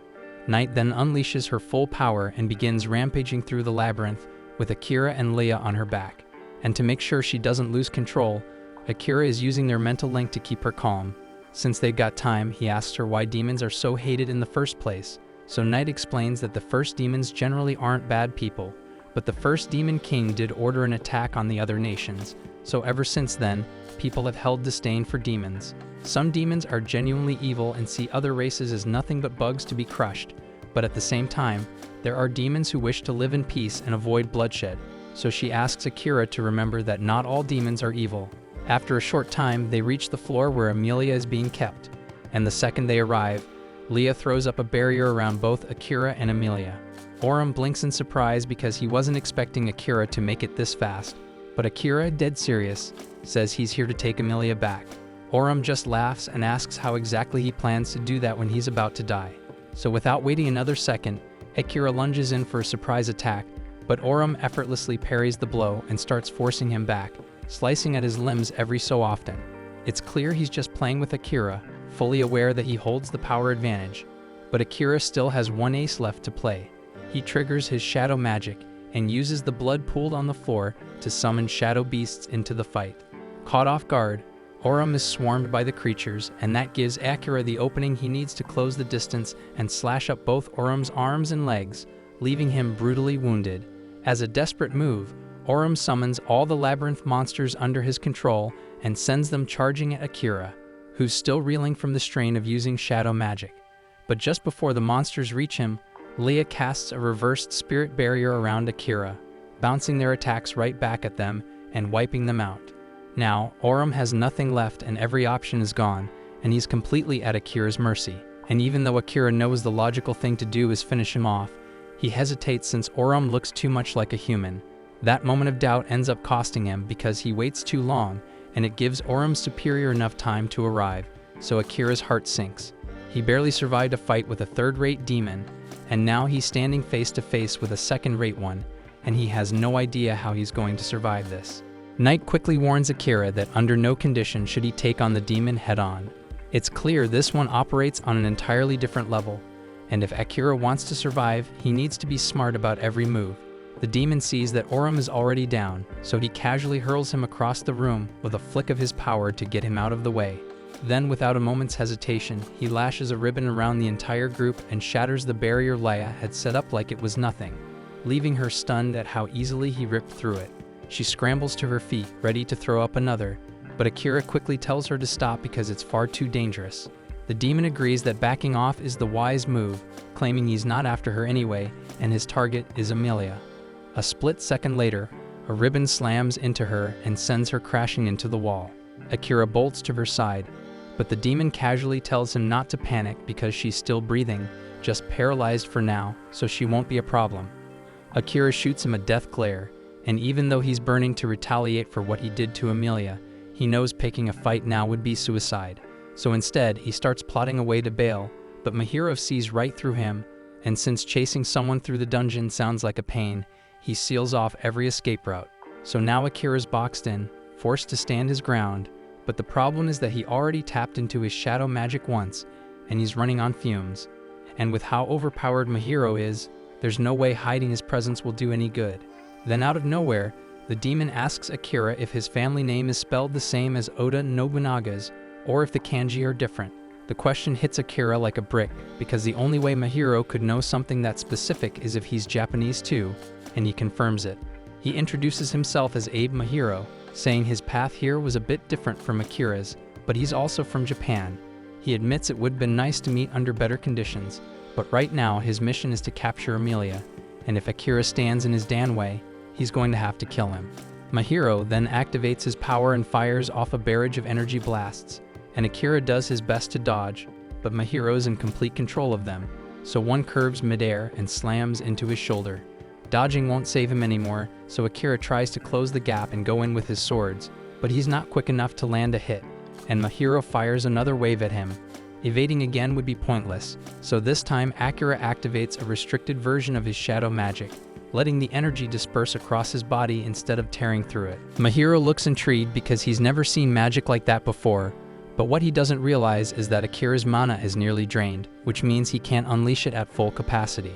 That's when Night finally calls out to him, saying she's managed to recover a bit of her strength and is ready to jump in. Mahiro recognizes her immediately and asks if she's actually turning on them now, and she confirms it without hesitation that she has no plans of ever going back to serving the Demon Lord. Then using their mental link, she tells Akira that he needs to break their contract right now. Akira's completely lost, and he doesn't understand what she means, so Night explains that she's got a way to bring Mahiro down for good, but it'll cost her life, and as long as their bond is active, Akira dies too. She begs him to cut the contract so she can give up her life for his, but he shuts that down on the spot. Mahiro notices they're having some kind of silent conversation. He could easily interrupt and go for the kill, but curiosity gets the better of him, so he decides to wait and see what they're plotting. Akira tells Night that back when it was just him, he thought there was no chance of winning, but now that she's with him, they might actually stand a chance, so there's no way he's letting her throw her life away. Night warns him again that there's no certainty they can pull this off, and this plan is a gamble, but Akira says he'll take that gamble if it means she gets to live. Night hates that he's willing to put himself at risk for her, but she respects his call, so she taps into her remaining energy and begins to transform. As a brilliant golden light fades, Akira is stunned to see her take on the exact appearance of Captain Saren. In this form, she can wield all of Saren's abilities, but the clock's ticking, and it won't last long. She tells Akira they need to wrap this up fast, and without wasting a second, she summons Saren's signature spell, a massive hammer of light that materializes in the sky, forcing Mahiro to throw up a defensive shield. The brilliance of the light also empowers Akira's shadow magic, so he coats himself in darkness to boost his offense and rushes in for the strike. Night charges him too, hammering Mahiro with relentless attacks. The pressure builds and Mahiro starts to falter under the non-stop barrage. That's when Akira lands a clean slash across his back. Night quickly warns him that her form is fading soon, but Akira doesn't care. He's confident that with one more move, he can end it. But Mahiro isn't done just yet, and he still has one final card to play. Then with a snap of his fingers, everything flips, and Amelia appears right behind Akira and drives her hand straight through his chest. She'd been under Mahiro's control, and the moment the spell breaks, her eyes widen in horror. She screams, unable to process what the hell she's just done. Akira tries to calm her down, telling her none of this is on her, and he knows damn well she'd never lay a hand on him on purpose. But that doesn't change the fact that he's bleeding out fast. He keeps fighting to hang on, repeating that he can't afford to die. Not before he sees his goals through, but a second later, the light vanishes from his eyes, and his body goes still and cold. Just as his heart is about to give out, the system buried inside him kicks in, detecting the fatal state of his injuries, and immediately triggers emergency healing mode. A surge of energy bursts from Akira's body as the system begins patching him up. Mahiro notices and rushes in to finish him off, but the system has already thrown up an unbreakable barrier, so his follow-up strike can't even scratch it. Once the regeneration is complete, Akira starts to rise again, but this time he's not in control. The system has classified Mahiro as a high-level threat, so it switches to combat protocol and launches straight at him. The two collide, and with the system calling the shots, Akira's shadow magic becomes razor sharp. So when Mahiro counters with a desperate slash, Akira blocks it with a wall of shadows, then whips those same shadows forward to bind Mahiro where he stands. The system issues a final warning: reverse the spell on Amelia and disappear, or die right here. But Mahiro refuses to cave and instead goes after Amelia, planning to force Akira into a corner and make him take the hit for her. The system couldn't care less about Amelia, but Akira does, and just knowing she's in danger jolts him back to consciousness. He sprints toward her without a second thought, using his body to shield her from the attack, but just before the deadly spikes hit, Mahiro's magic fizzles out completely, and the one responsible is Crow. He made his way down here, worried sick about Akira, and luckily his timing couldn't have been better. Mahiro stares in disbelief because he was sure Crow had died decades ago. But here he is alive, standing tall, and clearly not someone Mahiro wants to pick a fight with right now. So he calls it quits, forms a teleportation circle, and vanishes from the battlefield with Orum. Akira breathes a sigh of relief knowing it's finally over and that Amelia is safe. But all that strain finally crashes down on him, and he blacks out. And when he finally opens his eyes again, 3 days have passed. Amelia and Knight have been at his side the entire time waiting, and they're beyond relieved to see him awake again. Not long after, once Crow notices Akira's awake, he drops by to check in, and he's brought a few guests who were eager to see him. To Akira's surprise, those guests turn out to be his classmates. They explain they found out Akira was here because Jills has known Crow for a long time, and when they came to upgrade their gear, he told them about Akira's whereabouts. Akira lights up, genuinely happy to see they'd all managed to break free from the king's curse and escape the castle. They explained that it was Jills who undid every last curse, and for that, they couldn't be more grateful. Speaking of Jills, Akira asks if he's really allowed to be here, considering he might get in trouble for ditching his post. But Jills shrugs it off, saying there's nothing to worry about since he got kicked out of the Knights already. The king decided the order was getting in his way, so he disbanded them all together, and honestly that's exactly the kind of move Akira expected from him. Asahina steps up and tells Akira he's been waiting for this reunion, then asks if he'd be willing to join forces with them. But Knight immediately cuts in, saying she's the only partner Akira needs. Asahina snaps back, telling her to stay out of it, as Akira can speak for himself. Akira raises a hand and asks everyone to take it down a notch, and before he gives them an answer, he wants to hear what they plan to do next. Tsukasa explains that they've been thinking about going after the Demon Lord soon, but Knight scoffs at that, flat out saying they're nowhere near strong enough to pull that off. Yuki doesn't take the insult lightly and demands to know why Knight's been riding them so hard. Akira actually agrees with Knight's assessment, and they're still too weak for something that reckless, but her attitude isn't helping right now, so he politely asks her to step outside for a minute while he finishes the conversation. Once Knight leaves, Akira turns back to the group and asks why they're even planning to go after the Demon Lord. Tsukasa explains that if they pull it off, their influence will skyrocket, and they might finally have enough leverage to negotiate with the King of Redis, maybe even get him to send them home. After all, if he summoned them, there must be a way to reverse it. On paper, it sounds like a plan, but Akira's not buying it. For one, what gave them the impression that they could reason with a man who mind-controlled a bunch of kids and murdered Saren just to chase his own selfish goals? And even if the king does have a way to send them back, Akira refuses to make any deal with someone who sacrificed hundreds of innocent lives just to drag them into this world. At that point, the others ask Akira what his own plan is, since he must want to return to his world too. Akira explains that the demon Mahiro can create teleportation circles, so there's a chance he knows something that could help them get back. Akira intends to break into the Demon Lord's castle one day and force him to talk, but before any of that, he has to settle the score and avenge Saren's death. After that, he'll do whatever it takes to make it home, but hearing those words hits Amelia hard. She wants him to succeed more than anything, but she also doesn't want to be left behind. The emotions hit all at once, and she quietly leaves the room to clear her head, and Akira follows after her. He finds her standing at the cliff's edge overlooking the water. Amelia admits she's always known they'd have to part ways someday, but that doesn't make it any easier to face. There's something she needs to confess, and Akira immediately tries to tell her she doesn't need to apologize for what happened in the dungeon, as it wasn't her fault because Mahiro had taken control of her. But that's not what she means. Hurting Akira tore her apart, but for just a split second. A twisted part of her felt relief because if Akira really died by her hands, he would never forget her. The idea that he'd go back to his world and eventually erase her from his memory scared her more than anything.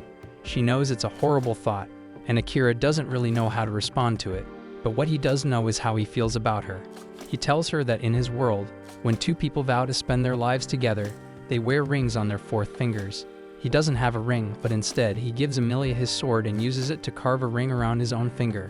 Then he looks into her eyes and tells her he loves her, and if she's willing, he wants to be her partner for life.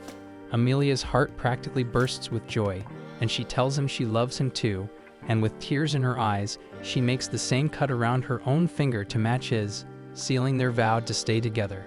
Akira gently takes her hand and asks if there's anything she wants from him, so Emilia holds on to him and says all she wants is for him to promise that he won't die, he won't forget, and he'll never leave her behind, and Akira swears he'll do everything he can to keep those promises. And as the sun breaks over the horizon, the two share a kiss that marks the start of something beautiful. Over at Crow's house, Tomoya briefs the group about a local festival happening in a nearby village, casually brings up the annual beauty pageant it's known for, but there's a sinister catch. Every year, the winners mysteriously disappear after the event, and because of that shit, talk of an underground trafficking ring has been swirling around. The crew figures the rumors might hold some truth, and if they can bust the ones behind it, they'll finally earn some real respect from Akira. So the following morning, they all head out toward the city of Mali, and with Emilia eager to dive into the festival food and excitement, Akira decides to come along with the rest of the team. Once they arrive, Emilia lights up with excitement at the idea of joining the contest. Thinking there might be food as a prize, and knowing how hyped she is, Akira quietly keeps walking so he doesn't ruin her mood. On the way to sign-ups, they stumble into a scene where a girl is shouting at the receptionist, accusing them of being racist. Curious, Akira asks what's going on, and the girl explains that demons are banned from competing. He's caught off guard when she casually reveals she's a demon herself, but she doesn't seem the least bit bothered by it. Knight instantly recognizes her, and the girl casually introduces herself as Laddie. After hearing she's a demon, Akira tries checking her stats, but nothing shows up. Out of nowhere, Laddie grabs his arm and begs him to help her get into the contest, leaving him stunned. Emilia, not thrilled with another girl clinging to her guy, jumps in and pulls them apart. She flashes her medallion to register herself, and the moment the receptionist spots it, she immediately realizes Emilia's an elven princess. Emilia is clearly pleased to be getting the respect she thinks she deserves, but then she turns and glares at Akira for letting another girl get handsy, so he tries to explain that Laddie just clung to him out of nowhere. And after igniting jealousy in Emilia, Laddie keeps arguing her case with the receptionist, pointing out how every other race is allowed, just not demons. Seeing how determined she is, Emilia admits Laddie doesn't seem like a bad person. So Akira steps up and says he'll take responsibility for her, and with Emilia's approval, the receptionist agrees to let Laddie enter under her name. Laddie thanks him, then suddenly recognizes Knight, so Knight mentions that he's now under contract with Akira. When Akira asks how they know each other, Knight says he'll explain later because there are still a few minutes left before the contest starts. Laddie then invites both Akira and Emilia to check out the rest of the festival with her, and they agree to tag along. Not long after, Laddie is already out in front of the crowd, hyping herself up and handing out autographs like a pro. Knight watches with a smirk and tells Akira that Laddie's just on a different wavelength altogether, while Emilia comments that for a demon, she actually seems pretty decent. Not far off, a few girls suddenly spot Akira and start whispering excitedly, calling him the Silent Assassin. He's completely lost on where that title came from, but Crow fills him in that it's the name people gave him after he used his shadow skills to fend off the monster horde and save the city. As a reward for that, Crow presents Akira with a yellow adventure medal, saying the guild officially bumped up his rank. Akira doesn't really care about that stuff, but Emilia chimes in, saying she's at silver rank and his sister Kilika's already gold. The other students around him also mention their yellow rank now, letting Akira know they got his back if he ever needs backup. Right then, Laddie calls out to Emilia and waves her over to try some snacks, so she eagerly heads off. Akira quietly tells Knight to tail her, just in case someone shady tries anything. He then wonders how Amelia got so chummy with Laddie so fast, so Crow points out that the trip to Mali took 2 full days, and they probably bonded somewhere along the way. Akira then asks what brought Crow to the festival in the first place, so Crow gets serious and brings up his late sister. He explains that all this time, he never tried going after Graham for revenge, not because he didn't want to, but because he knows he's not strong enough anymore, and his fighting ability has slowly faded over the years. Akira finds it hard to believe because Crow still looks like a beast, but Crow explains that beastmen can grow older without showing much on the outside. Graham, on the other hand, always surrounds himself with elite bodyguards, and Crow's honest enough to admit he wouldn't stand a chance against them now. He also reveals that Graham has a long reach, and he's likely the one who leaked Amelia's location to the demons when she was captured by Oram. Finally, Crow tells Akira that the only reason he saved him in the Beast Labyrinth was because he wanted Akira to owe him, so if he hadn't stepped in, Akira would die down there.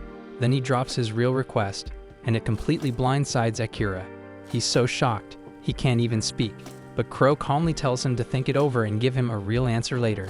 At that moment, Jills walks up to remind Crow that they need to finalize their lodging plans, and Crow casually tells Akira that the main part of the festival's just about to start. Later at the arena, Akira and the students settle into a VIP room overlooking the contest stage, courtesy of Crow's connections.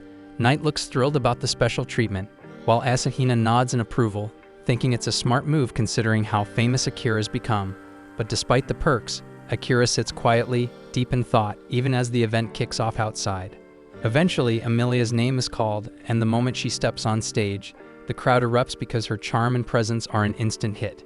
She throws a wink in Akira's direction, and even he admits she looks stunning. With everyone convinced Amelia has the contest locked in, a sudden twist hits the stage. Laddie appears in a mysterious dark cloak. The audience murmurs in confusion, but she calmly begins arranging magical crystals across the stage. In a flash, the crystals trigger a grand entrance, bursting into lights and illusions that reveal Laddie's true contest dress in dramatic fashion, and the crowd goes wild. After the final votes are counted, the judge announces a tie, so Amelia and Laddie have both taken first place. Laddie looks a little disappointed, clearly hoping to win outright, but Akira tells her it's still seriously impressive to have matched Amelia's beauty. Amelia, pleased by his words, smiles, while Laddie quietly observes the closeness between the two. She turns to Amelia with a grin and promises a rematch next year. Knight, however, steps in and warns Laddie she might be pushing her luck with how much attention she's attracting. Laddie shrugs it off, saying she doesn't care because she ran away because she's still angry at her father. That catches Akira's attention, so he gets curious and asks Knight who her father is. Knight sighs and finally spills the truth that Laddie is the Demon Lord's daughter, and the room goes dead silent. Meanwhile, watching from a distant location, Graham keeps his eye on the group through a surveillance feed. One of his guards asks if they should intervene, but Graham declines and says that there's no need for them to step in directly. Instead, he orders his smaller forces to move in, boasting that unlike the demons, he'll capture Amelia his own way.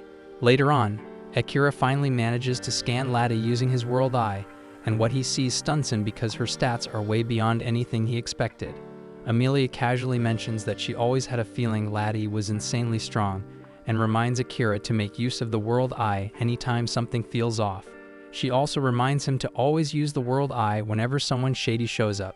Akira nods, knowing she means well, but behind his calm face his mind is somewhere else. Every time he uses that cursed skill, it brings up disturbing visions of his dead classmates. Right then, Jills and Crow show up to let everyone know they found an inn.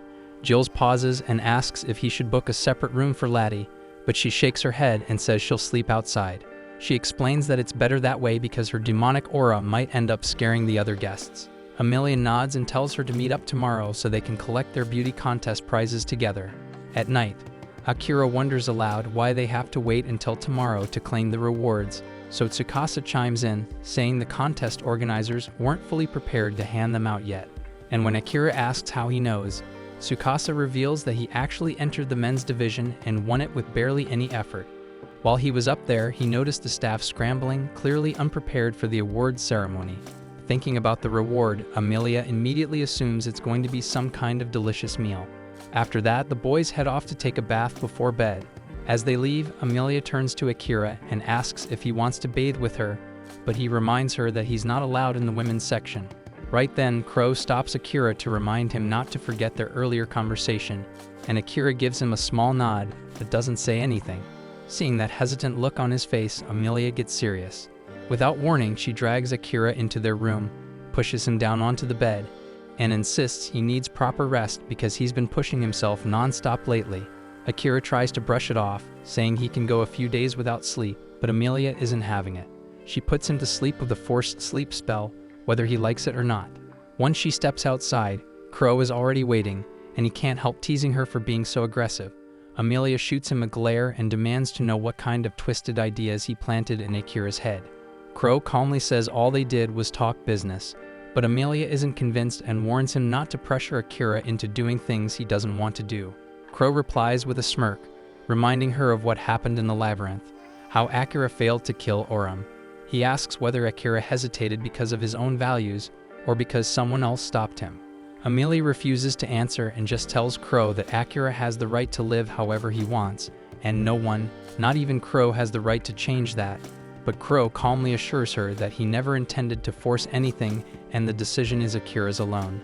Still, he adds, when the moment comes, Akira might end up abandoning those ideals and killing if it means protecting her. Amelia freezes because the idea that Akira might kill someone for her sake shakes her deeply. The following day, everyone sets out for the awards ceremony. Laddie wonders aloud where Akira is, and Amelia casually replies that he's passed out cold back at the hotel, so there's no need for him to tag along since it's just a formality. Meanwhile, Tsukasa quietly tells Asahina they should stay sharp because it's highly likely the traffickers will strike during the event. And with Akira out of the picture, they actually feel a bit relieved, thinking this might be their shot to finally step up and prove their own worth. After a short walk, they arrive and find themselves puzzled as to why an awards ceremony is inside such an old, creepy-looking building. As the group waits inside for the tournament staff to appear, a squad of masked men suddenly storms in.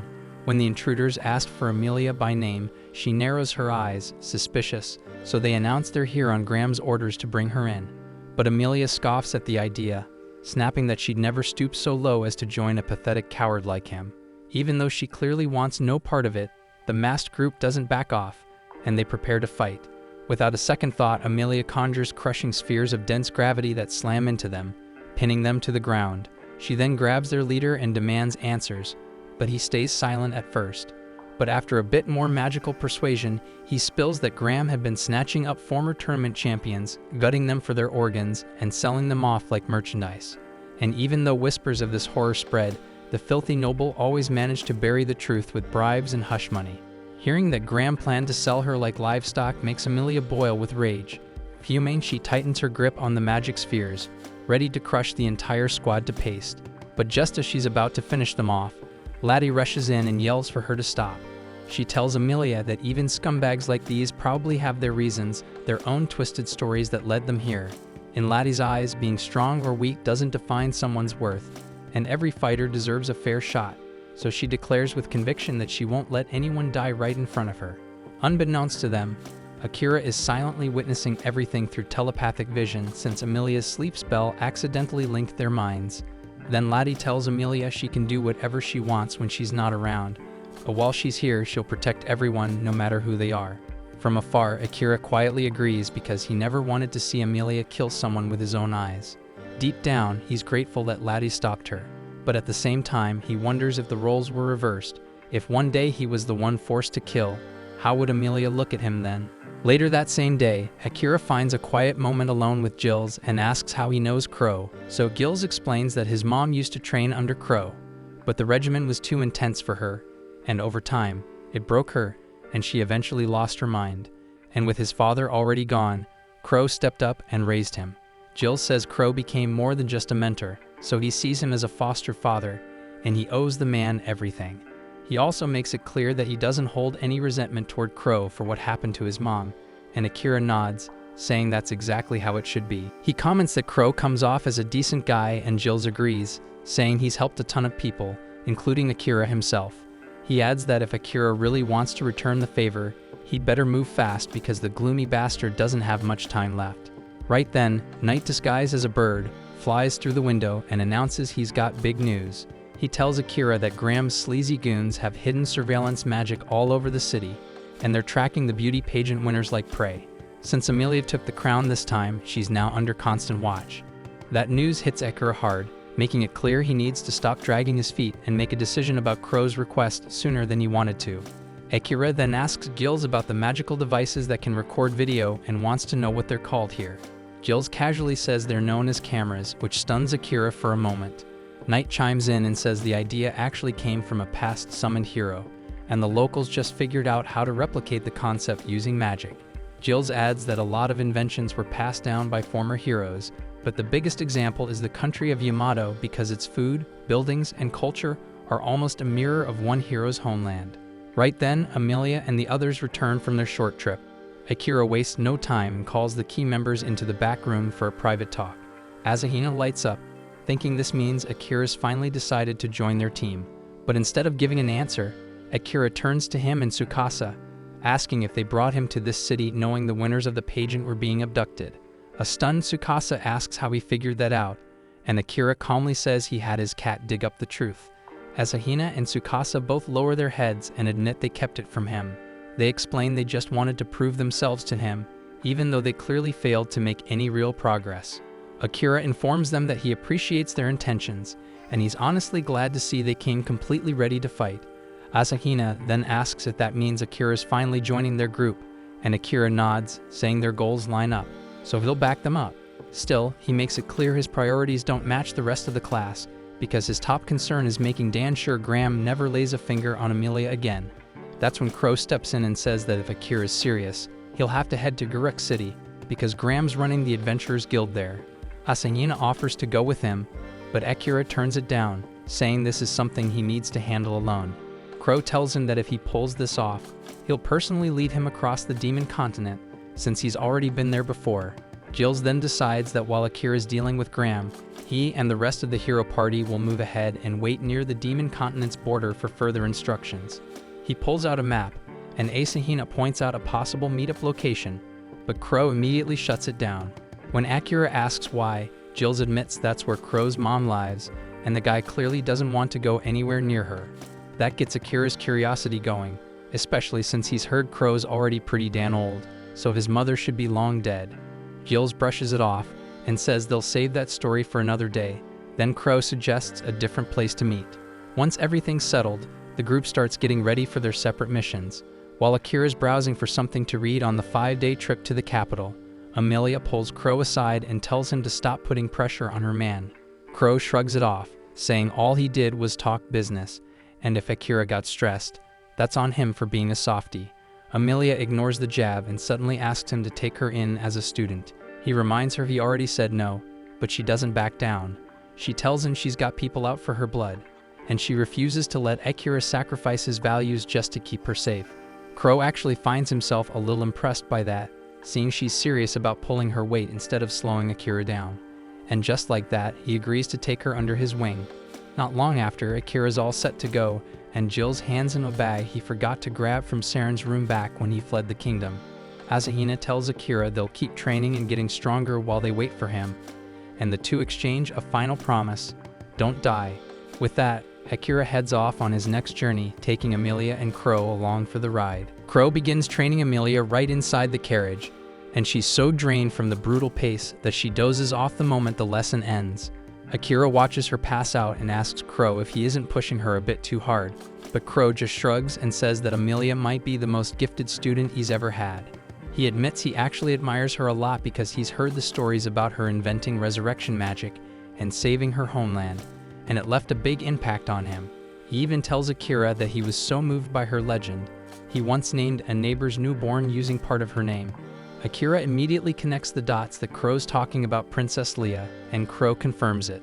Then Akira asks why, if he respected Amelia that much, he was so cold to her earlier.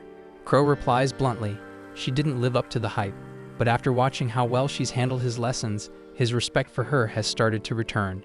He shares that the hero he once worked with used a spell that could instantly copy or nullify any magic used against them, and Crow actually managed to replicate it.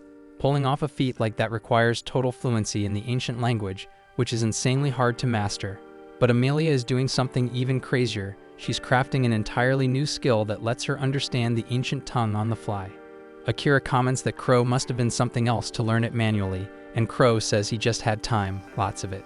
He explains that beastmen naturally live twice as long as humans, and on top of that, his mother drank some strange potion while pregnant with him, doubling his lifespan again, so Akira finally understands. But then Crow adds that his long life hasn't meant much, and if he can just get revenge for his sister, he'll be ready to die without regrets. Meanwhile, Knight is off on his own, snooping around the Adventurers Guild and poking into the local government just as Akira ordered. That's when he runs into Laddie, who's also wandering around with no real direction. The second she hears Knight is digging into something, she scoops him up and insists she's going to help whether he likes it or not. Back with Akira's group, they finally arrive in Uruk City, the capital of the Beastman Kingdom. Crow tells Akira he'll go handle the inn arrangements and asks him to take Amelia out for some sightseeing in the meantime. Akira protests, saying he doesn't know a thing about the place, but Crow assures him that Leia is already on her way. He tells Akira to meet up at the giant fountain in the city center by evening and encourages him to just relax and enjoy his free time. So Akira and Amelia head off to spend the day together, deciding to enjoy a casual date before Leia arrives. They then sample a bunch of different dishes and share a few wholesome moments before the Beast Folk princess finally arrives to show them around. She takes them on a calm boat ride, explaining that drifting along the river is the best way to experience the heart of the city. Once that's done, Leia leads them toward the royal palace and reveals that her father, the king of Uruk, has arranged an official banquet to honor the elven princess's arrival.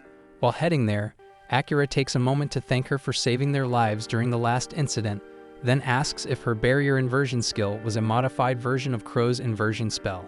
Hearing that catches Leia off guard, and she quickly clarifies that her technique is just a twist on regular barrier magic, so it can still be broken if hit hard enough.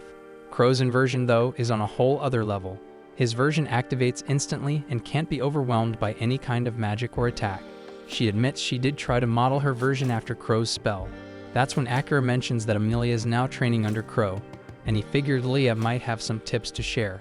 The moment she hears that Crow is actually teaching his inversion spell to Amelia, Leia totally loses it, then turns to Akira and blurts out that he's just as impressive as Crow. She even gushes about how badass he looked when he used his shadow magic to take down the demon, but Akira doesn't have the heart to tell her that he wasn't exactly in control back then.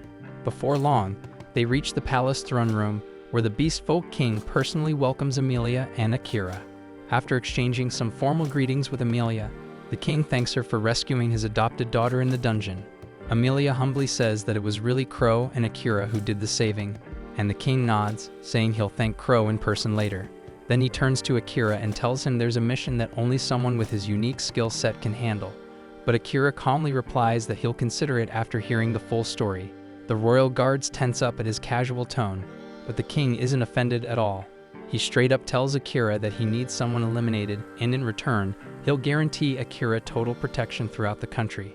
Akira flat out refuses, and that throws the king into a bit of a panic. Desperate, he ups the reward and begs him to deal with Graham, one way or another. Now it's Akira who's caught off guard, wondering why everyone seems hellbent on killing Graham. The king explains that while Graham was removed from his position as minister, he's still abusing his authority as the head of the Adventurers Guild. He's turning his mercenaries loose and stirring up chaos, which is wrecking the kingdom's image. But Akira just looks at the king and tells him point blank that it sounds like his damn problem, not his. The king again promises Akira full protection within the kingdom, but Akira bluntly replies that he doesn't need protection from someone weaker than him, and he's strong enough to take care of himself. That ticks off the Royal Knight Commander, who snaps back, accusing Akira of not being as powerful as the rumors claim.